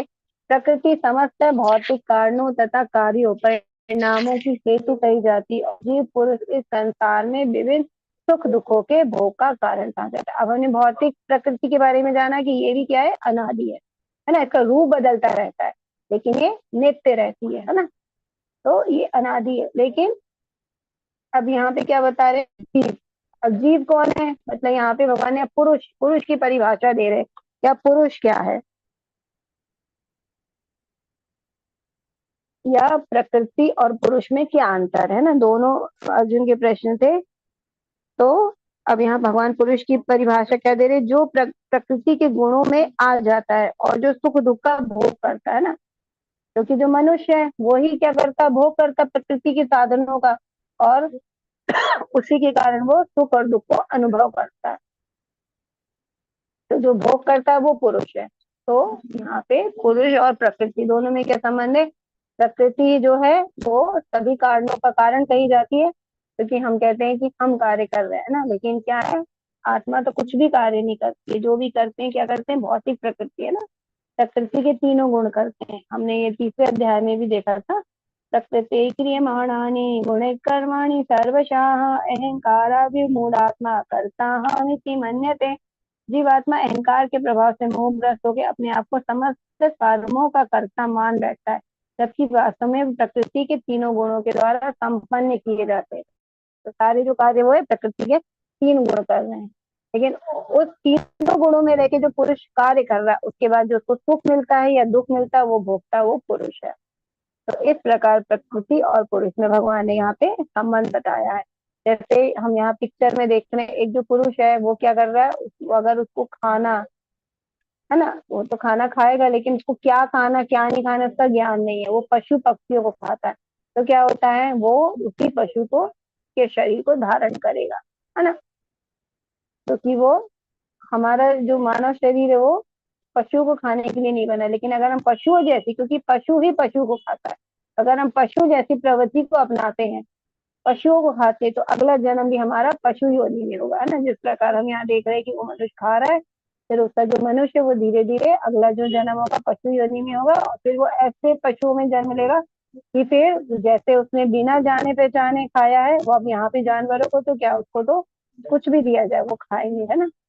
इस प्रकार वो शरीर को परिवर्तित करता है। तो वो जिस शरीर में है ना, तो वो विशेष शरीर, जब वो कार्य ऐसे करेगा तो उसको एक विशेष प्रकार का शरीर दिया जाएगा। पशुओं को खाएगा तो फिर प्रकृति क्या करेगी, उसको एक विशेष प्रकार का शरीर दे देगी, मतलब जानवर का शरीर दे देगी कि अब तुम जानवरों को खाओ, है ना। तो विशेष प्रकार के प्रकृति द्वारा विशेष कार्य करने के लिए विशेष शरीर दिया जाता है। और जो उस शरीर में जाने के बाद वो जो उसमें आत्मा है, जो जीव है, उसको जो भी सुख दुख मिलते हैं उसका भोग भी वो स्वयं करता है। तो इस प्रकार पुरुष और प्रकृति में संबंध है। पुरुष प्रकृति स्थो ही भुंक्ते प्रकृति जान गुणान कारणम गुण संगोस्त्या सदा सदियोनि जन्मतु। इस प्रकार जीव प्रकृति के तीनों गुणों का भोग करता हुआ प्रकृति में ही जीवन बिताता है। यह उस प्रकृति के साथ उसकी संगति के कारण है। इस तरह उसे उत्तम तथा अधम योनियां मिलती रहती है। तो यहाँ भगवान ने स्पष्ट रूप से बता दिया है कि जो भी कार्य करने वाले वो तीन गुण है, क्योंकि क्या होता है, जो जीवात्मा होती है वो प्रकृति पे क्या है, स्वामित्व प्रभुत्व जताना चाहती है और वो प्रकृति में आ जाती है, और आते ही क्या होती है, वो प्रकृति के तीनों गुणों से प्रभावित हो जाती है, तीनों गुणों का। और वो जिस गुण में रहती है उस गुण में वो भोग करती है ना, अपने कार्यों को करती है, और उसमें से सुख दुख को, क्योंकि मनुष्य तो हमेशा चाहता है, जीव हमेशा सुख भोगना चाहता है, लेकिन वो जिस गुण में रह के कार्य करेगा उसके साथ उसके या तो अच्छे कार्य की होंगे या उसके बुरे कार्य होंगे। तो जो उसके साथ उसको सुख भी मिल सकता है और उसके साथ उसको दुख भी मिल सकता है। तो सारे सुख और दुख को वो भोग करेगा। तो इस प्रकार वो अपने जीवन को एक जीवात्मा बिताती है, और वो करती है तीनों गुणों में, क्योंकि वो तीनों गुणों से लिप्त रहती है, उससे संगति करती है, प्रकृति में रहती है, तो तीनों गुणों से प्रभावित हो जाती है। और वो जैसे कर्म करेगा वैसे ही उसको, वैसे ही वो कर्म करेगा, उसी के अनुसार, उसी लेखा जोखा के अनुसार उसको अगली योनि उसको प्राप्त होगी। तो इसी, अगर अच्छे कर्म करेगा तो उसे उत्तम योनि मिलेगी, अगर वो बुरे कर्म करेगा, अधम अधम कार्य करेगा, तो उसको अधम योनियां प्राप्त होगी ना। तो इस प्रकार प्रकृति हमें कार्य करती है। तो अब हम यहाँ जो चित्र देख रहे हैं उसमें देखिए नीचे, मनुष्य किसी भी योनि में जा सकता है, जैसे कार्य करेगा वैसे वो। तो सबसे उच्च देखिए मनुष्य योनि है, उसमें भी बताया गया शास्त्रों में 4 लाख तरह के मनुष्य होते हैं ना। 80 लाख जो होती है वो पशुओं की या जीव जंतुओं की योनियां होती है। उसमें पेड़ पौधे भी, वनस्पति भी आती है। तो ये सब योनियां जो होती है 80,000 84 लाख योनियां होती है, जिसमें 4 लाख मनुष्य योनि होती है। इस प्रकार हम अच्छे कर्म करेंगे तो अच्छी योनि में आएंगे, और बुरे कर्म करेंगे तो बुरे योनि में दे जाएंगे। तो ये इस प्रकार प्रकृति और जीव, जैसा मनुष्य, जैसा जीवात्मा प्रकृति का भोग करेगा, और जीवात्मा प्रकृति उसे उसी योनि में भेज देगी, है ना, उसी का वो प्राप्त करेगा, वही उसी तरह की योनि। तो भी इस शरीर में एक दिव्य भोक्ता है जो ईश्वर है, परम स्वामी है, और साक्षी तथा अनुमति देने के रूप में विद्वान है, जो परमात्मा कहलाता है। तो यहाँ पे प्रकृति और पुरुष का संबंध हमने देखा। भगवान कह रहे हैं कि प्रकृति और पुरुष जो है इस संसार में, उसके बीच में भी एक भगवान है ना, दिव्य भोक्ता है, क्योंकि हमने जाना था भोक्ता राम यज्ञ रत्ना। जो मुख्य भोक्ता है, जो दिव्य भोक्ता है, वो है भगवान, और हम अपने आप को मानते हैं। जो इस शरीर में एक दिव्य भोक्ता भी, मतलब आत्मा के बारे में हमने जाना, इस शरीर में आत्मा तो है लेकिन एक दिव्य भोक्ता और है, वो है ईश्वर, वो है परम स्वामी, और वो साक्षी तथा अनुमति के रूप में विद्वान। तो हम कोई भी कार्य करना चाहते हैं तो वो हमें क्या कर रहे हैं, देख रहे हैं, हर तरफ हमें, वो साक्षी है, साक्षी हमारे जीवन में। तो जिस प्रकार की हर चीज होती नोट हो जाती है ना, फिर हम देखते हैं तो हर चीज पता चलती। तो ऐसे परमात्मा हमारे हृदय में बैठे हमारे हर कार्य को नोट कर रहे हैं ना, कैमरे की तरह एक वीडियो बना रहे हैं। और फिर क्या होगा, उसी के अनुसार हमें दिखाया जाएगा, फिर देखो ये कर्म करे, है ना। तो भगवान साक्षी है। और क्या होता है, अगर कोई कार्य की हमारे अंदर इच्छा है तो वो हमें प्राप्त होगी कि नहीं। कभी कभी वो हमें इच्छा हमारी प्राप्त हो जाती है और कभी कभी नहीं होती।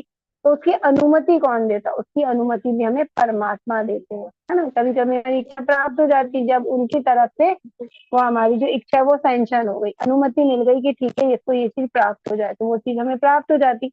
जब वो नहीं रहती उस कार्य को हम देने के लिए उस चीज को, तो वो हमें इच्छा पूरी हमारी नहीं होती, वो चीज हमें उपलब्ध नहीं हो पाती है।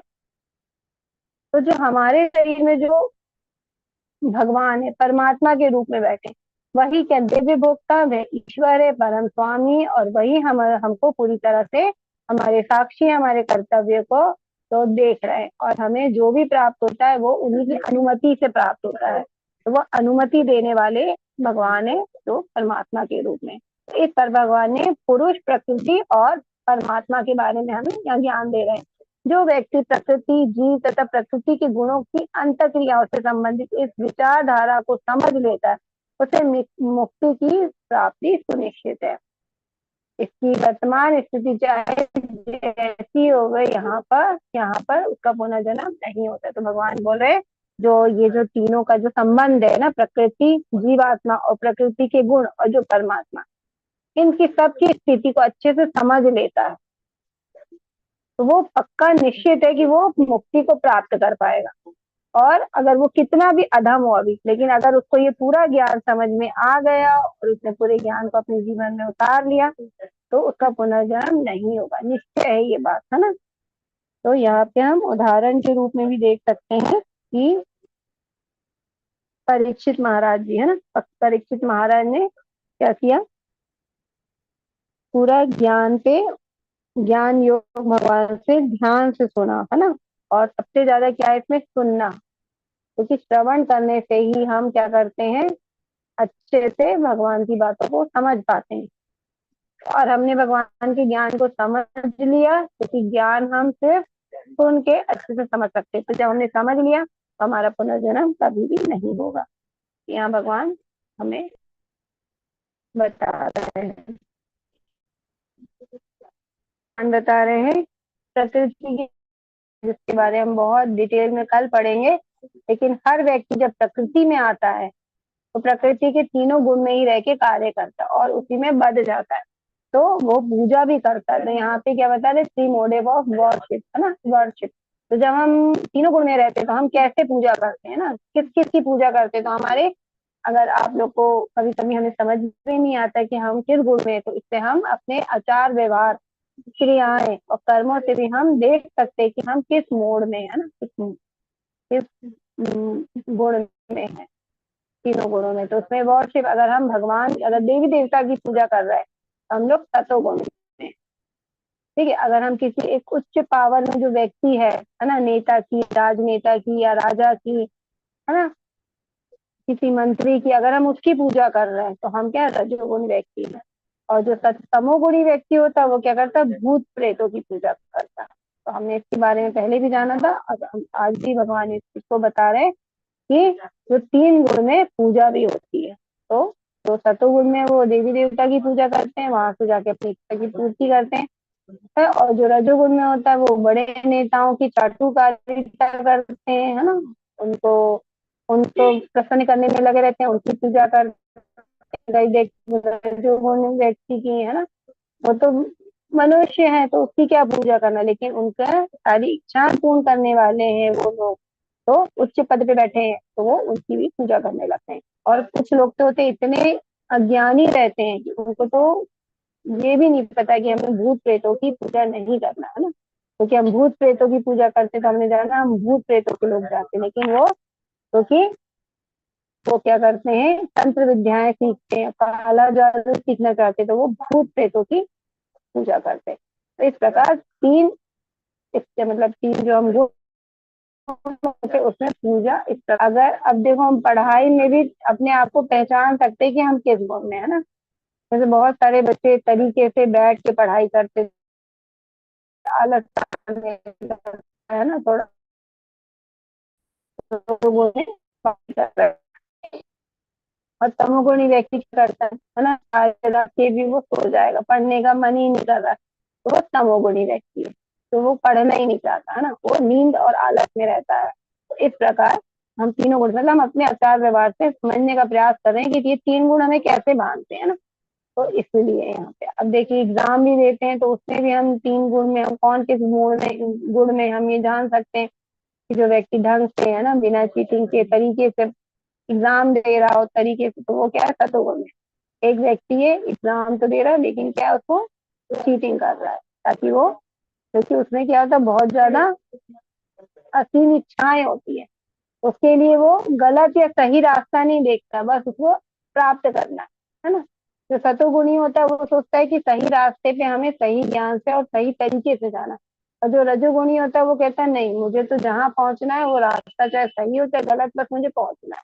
बहुत ज्यादा उसकी कार्य करने की क्षमताएं होती है। तो इस प्रकार देख रहे हैं वो चीटिंग कर रहा है, नकल कर रहा है। और जो तमोगुणी होगी, हम देखते हैं ना एग्जाम हॉल में बहुत सारे लोग सो जाते हैं लिखते लिखते, वो तमोगुणी रहते हैं, क्योंकि वो कुछ करना ही नहीं चाहते। भोजन भी आता है इसमें 3 गुण में, है ना। वैसे तो अभी हम 17वें अध्याय में भी भोजन के बारे में जानेंगे, 3 गुण में कैसा भोजन होता है। तो जो भक्त होते हैं वो क्या प्रसादम खाते हैं ना, शुद्ध सात्विक भोजन खाते हैं भगवान को भोग लगा के। वो सतोगुण में, रजोगुण व्यक्ति क्या करता है, बाजार से होटल से है ना प्याज लहसुन ये सब चीजें खाता है, और मतलब बहुत सारी अलग अलग टाइप के है ना, जो पिज्जा पिज्जा बर्गर हम सब जानते हैं, ये सब तमो राजोगुणी होते हैं, तो ऐसे भोजन को वो ज्यादा पसंद करता है। और जो तमोगुणी होते हैं उनको तो पता ही नहीं क्या खाना और क्या पीना है ना, मांस मदिरा ये सब उनके जीवन में, जिनके जीवन में होता है तो वो तमोगुणी होते हैं। तो भोजन से भी हम पता कर सकते हैं कौन किस मूड में है ना, किस गुण में है वो प्रकृति के। अब आगे क्या भगवान ज्ञान दे रहे हैं, कुछ लोग परमात्मा को ध्यान के द्वारा अपने भीतर देखते हैं, तो दूसरे लोग ज्ञान के अनुशीलन द्वारा, और कुछ ऐसे हैं जो निष्काम कर्म के द्वारा देखते हैं। तो वास्तविक ज्ञानी क्या होता है, तो वास्तविक ज्ञानी जो होता है वो, कुछ लोग होते हैं ज्ञान क्या, भगवान को कैसे प्राप्त करना चाहते हैं, ध्यान के द्वारा। हमने देखे थे अष्टांग योगी ध्यान करते हैं है ना, और भगवान को प्राप्त, वो भी राजमार्ग है भगवान को प्राप्त करने का। और कुछ लोग थे ज्ञान का अनुशीलन करते हैं, ज्ञानी लोग हमने देखा था कि ज्ञान योग जो करते हैं वो ज्ञान का अनुशीलन करके भगवान को प्राप्त करना चाहते हैं। और कुछ लोग क्या है, निष्काम कर्म योग द्वारा है ना, तो वो कर्म योग हमने जो जाना था। तो कर्म योग भी भगवान को प्राप्त कर सकता है व्यक्ति, कर्म योग करके, ज्ञान योग द्वारा भी और ध्यान योग द्वारा भी। तो सब ये भगवान को तक पहुंचने की विधियां है ना। लेकिन जैसे हमने चर्चा करी थी, जो ज्ञान योग है चाहे ध्यान योग है, ध्यान योग बहुत कठिन है, अष्टांग योग हमने देखा था। और फिर ज्ञान योग है तो बहु नाम जन्म नामन से, तो उसमें बहुत जन्म लग जाते हैं भगवान को प्राप्त करने में है ना। क्योंकि ज्ञान में भी क्या गिरने की स्थिति होती है, थोड़ा सा क्या था, अभिमान आ जाता है। सही तरीके से ज्ञान, ज्यादा ज्ञान होने से भी क्या होता है, वो बंध जाता है ज्ञान में है ना, जब हम कल जानेंगे। तो ये सब चीजें भी हमें बांधती है, तो हम भगवान तक नहीं पहुंच पाते है ना। अन्य काम कर्म जो कर्म तो कर रहा है, वो अपने कर्मों को भगवान से जोड़ा, तो उनका भी क्या है, हमने देखा था एक सिद्धि की तरफ जाते हैं, वो धीरे धीरे धीरे धीरे प्रगति कर रहा है। अगर सही तरीके से चल रहे और उनका वहां से विचलित नहीं हो रहा है, तो चलते जा रहे हैं तो वो धीरे धीरे पहुंच रहे हैं। और ये जो भक्ति योगी होती है वो क्या होता है, एक लिफ्ट की तरह, सही तरीके से वो भी चल रहा है, भक्ति कर रहा है, तो वो एक लिफ्ट मिल जाएगी उसको भगवान के तब जाने के लिए। तो लेकिन जाने के रास्ते सभी सभी लोग भगवान के पास जाएंगे, बाकी उनके जाने का जो समय है वो कम या ज्यादा उनकी भक्ति के अनुसार होगा कि उन्होंने कौन सा मार्ग चुना, इस पे डिपेंड करता है।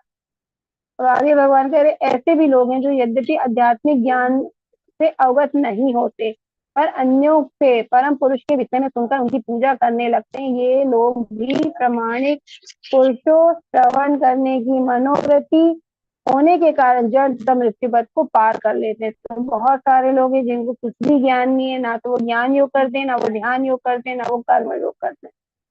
कार्य करते क्या करते हैं, वो जो भक्त हैं, भक्त या परम पुरुष जो उच्च पद में, उनसे वो सुनते हैं, मतलब वो श्रवण कर रहे हैं। तो श्रवण हमें जाना वो पहली भक्ति की विधि है। तो जो खाली श्रवण करते हैं उन्हें कोई ज्ञान नहीं है, लेकिन श्रवण करते करते ही वो क्या करते हैं, परम स्थिति को प्राप्त कर सकते हैं ना। तो लिखा है कि आध्यात्मिक ज्ञान से वो अवगत नहीं होते, परंतु अन्यों से परम पुरुष के विषय में, मतलब भगवान के विषय में जान के सुनकर उनकी पूजा करने लगते हैं। क्योंकि जब हम सुनते हैं हम पता चलता है कि हमें कौन से मार्ग को अपनाना चाहिए, हम उस मार्ग की ओर आगे बढ़ते हैं। तो ये लोग भी प्रामाणिक पुरुषों श्रवण करने की मनोवृत्ति करने के साथ जन्म मृत्यु के पथ को पार कर लेते हैं। जो लोग उच्च कोटि भक्त का अनुसरण करते हैं, उनके साथ भक्ति करते हैं, उनका संग करते हैं, उनके विधि बताए गए विधि विधानों का पालन करते हैं, प्रामाणिक पुरुषों को सुनते हैं, तो वो भी जन्म मृत्यु से पार हो जाते हैं ना। जैसे यहाँ पे तेरे कपिल महाराज जी, जो माता देवहूति थी, तो वो देवहूति माता ने उनको अपने पुत्र कपिल महाराज जो कि भगवान का ही रूप है, वो उनको अपना गुरु बना के उनकी हर बात को सुनती है, श्रवण करती है, और श्रवण करके ही वो अपने जन्म मृत्यु को वो पार कर दे। तो इस प्रकार हम किसी कोटि के प्रमाणिक गुरु को या किसी उच्च भक्त को सुन के भी हम जन्म मृत्यु से हम मुक्त हो सकते हैं। हे भरतवंशियों में से ये जान लो कि चर तथा अचर जो भी तुम्हें अस्तित्व में दिख रहा है, क्षेत्र तथा क्षेत्र ज्ञाता का संयोग मात्र। तो ये भी एक संबंध है, जो कुछ भी दिख रहा है चाहे वो मूविंग हो चाहे वो नॉन मूविंग हो, लेकिन जो कुछ भी है वो सब क्या है, भगवान के द्वारा है। और वो सब क्या है, कार्य क्षेत्र मतलब कर्म क्षेत्र, जो भी हम इसी में कार्य कर रहे हैं। और क्षेत्र के ज्ञाता, है ना, मतलब पदार्थ, हमारा शरीर के पदार्थ से बना है और उसमें भगवान का अस्तित्व है, आत्मा, तो ये कार्य कर पाएंगे। और ये कार्य कहाँ कर रही है, भौतिक अस्तित्व है ना, भौतिक प्रकृति में कर रही है। तो जो कुछ भी है वो सब क्या है, भगवान के द्वारा है। तो कर्म क्षेत्र तथा क्षेत्र के ज्ञाता का संयोग मात्र है। तो ये हमें जानना होगा कि जो कुछ भी है वो सब क्या है, शरीर, भौतिक और आध्यात्मिक दोनों से मिलके जो भी हम कार्य कर रहे हैं वो हम कर पा रहे हैं। ये ये इसी संयोग से ही संभव हो पा रहा है, क्योंकि हमारी शरीर जब कार्य करेगा जब उसमें आत्मा होगी। अगर आत्मा निकल जाएगी तो ये शरीर भी क्या होगा ना, ये कार्य करना बंद कर देगा, क्योंकि ये क्या होगा, ये तो निश्चेत हो जाएगा ना, इसमें कोई भी एक्टिविटी नहीं, क्रिया जो होगी वो खत्म हो जाएगी, वो कुछ भी कार्य नहीं करेगा। तो ये प्रकृति और पुरुष इस प्रकार जो भी कर रहे हैं, इस प्रकार कार्य कर रहे हैं। समम सर्वेषु भूतेषु तिष्ठन्त परमेश्वरम विनश्यत्व विनश्यत्तम यः पश्यति स पश्यति। जो परमात्मा को समस्त शरीरों में आत्मा के साथ देखता है और जो ये समझता है कि इस नश्वर शरीर के भीतर ना तो आत्मा ना ही परमात्मा कभी भी विनष्ट होता है, वही वास्तव में देखता है। अब यहाँ से भगवान ज्ञानी की दृष्टि बता रहे हैं। भगवान ने ज्ञान दे दिया, अब ज्ञान प्राप्त करने के बाद ज्ञानी की क्या दृष्टि होती है ना, वो क्या देखता है, वो यहाँ पे भगवान यहाँ पे हमें वर्णन कर रहे हैं। तो जो एक ज्ञानी पुरुष होता है वो जानता है कि सब शरीर के अंदर आत्मा भी है और तभी उसमें परमात्मा भी है। तो आत्मा भी कभी कभी विनष्ट नहीं होती और परमात्मा भी विनष्ट नहीं होती, और वो सारे जो जितने भी जीवित इकाई है सब में वो भगवान का अंश देखता है।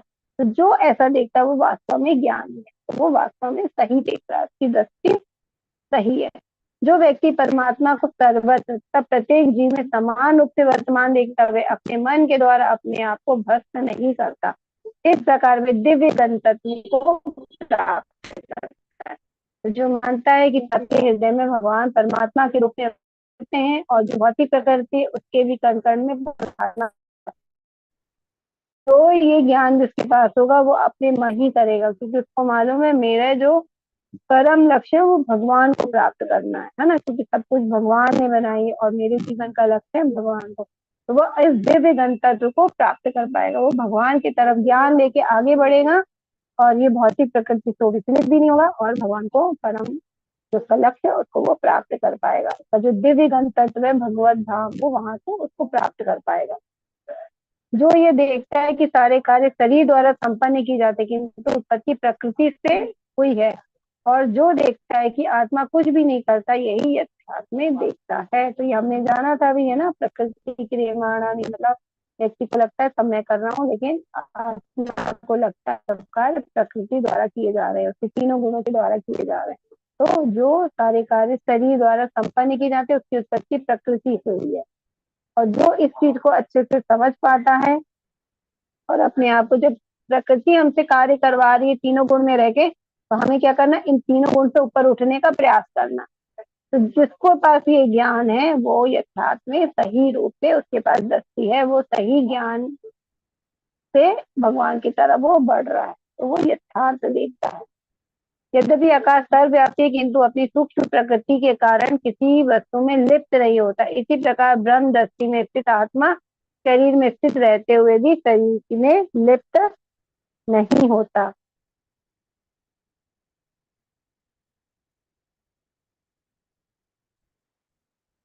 यहाँ पे बोला है कि जो सर्वव्यापी आकाश है ना वो सब जगह है, आकाश सब जगह है ना, हम जहाँ देखते हैं तो वहां में आकाश दिखाई देता है, लेकिन तो जो भी प्रकृति है प्रकृति में वो लिप्त नहीं होता किसी भी चीज से। सारी प्रकृति हम उस आकाश में ही हम देखते हैं, क्योंकि ये भी एक हिस्सा है प्रकृति का, लेकिन वो कभी भी किसी चीज से लिप्त नहीं होता है ना। तो इसी तरह ब्रह्म दृष्टि में स्थित आत्मा शरीर से स्थित रहते हुए भी शरीर से लिप्त नहीं होता। तो अगर हमने अच्छे, हमारे पास ये ज्ञान आ गया कि हम शरीर नहीं है, हम आत्मा है, और हम इसको मानते हैं है ना, चिंतन करते हैं और इसको स्वीकार करते हैं, तो हम कभी भी शरीर के बारे में मतलब हम भौतिक, क्योंकि शरीर हमें भौतिकता से जोड़ेगा, तो हमें आत्मा के बारे में ना भगवान से जुड़ना और भगवान के बारे में सोचना है। तो जिसके पास सही दृष्टि है वो क्या करेगा, कभी भी शरीर में लिप्त नहीं होगा। अब आत्मा तो शरीर के अंदर है, लेकिन हम अगर आत्मा को जानते हैं तो हम शरीर के कार्यों में कभी भी अपने आप को लिप्त नहीं करेंगे।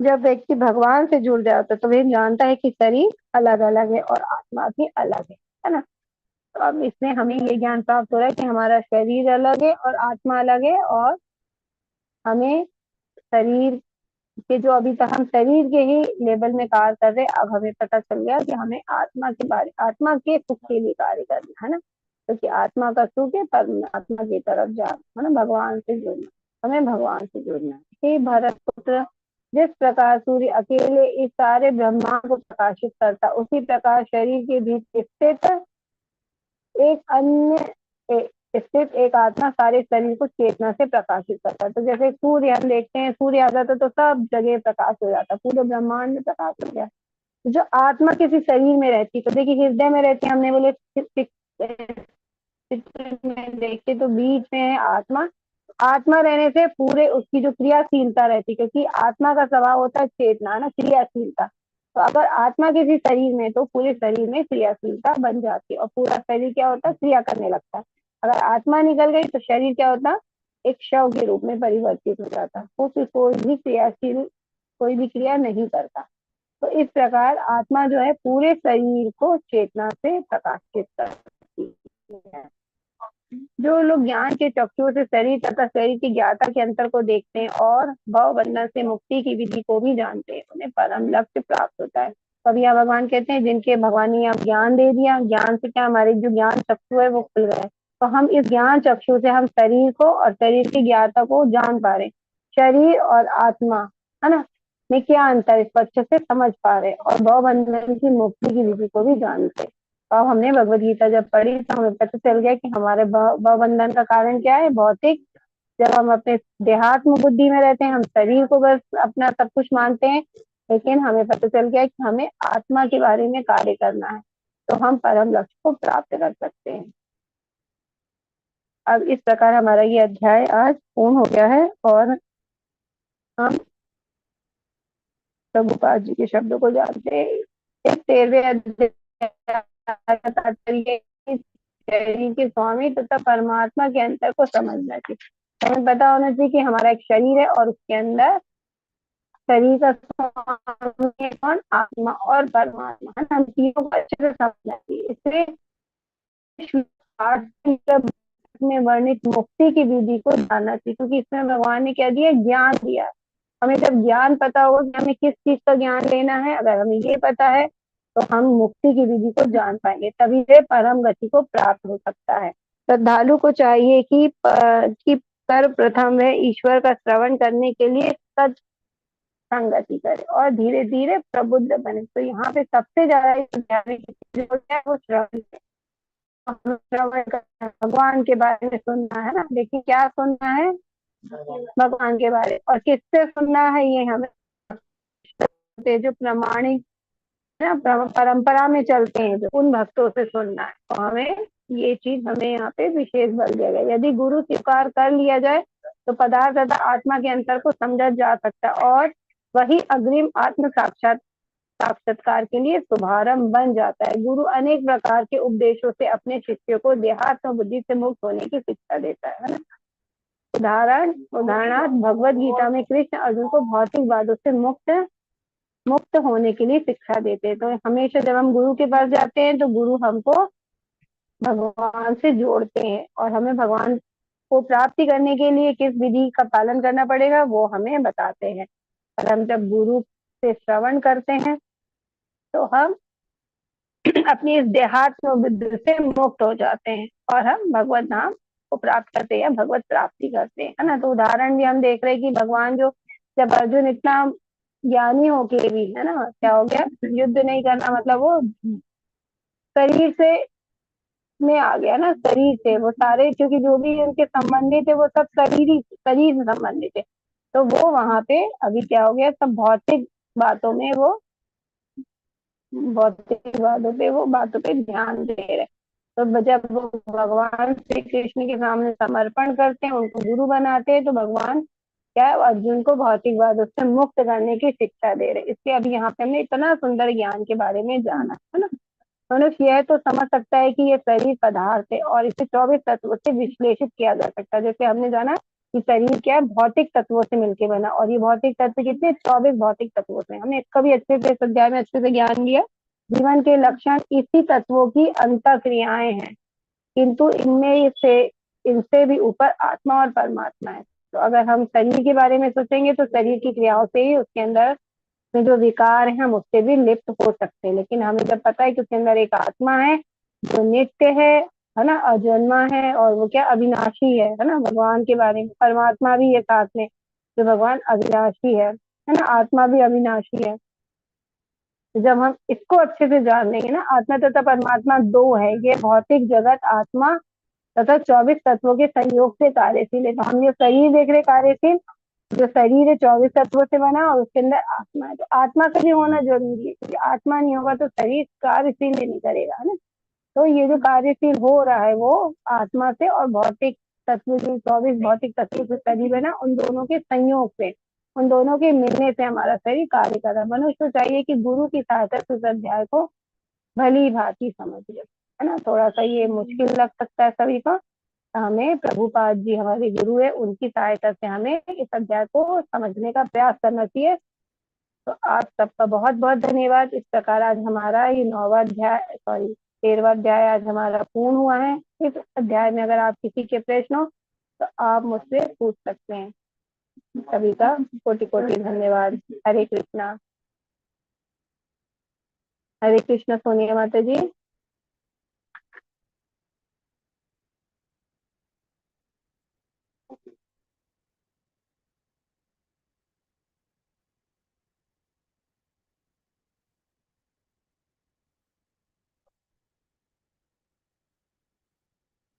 हरे कृष्णा माता जी।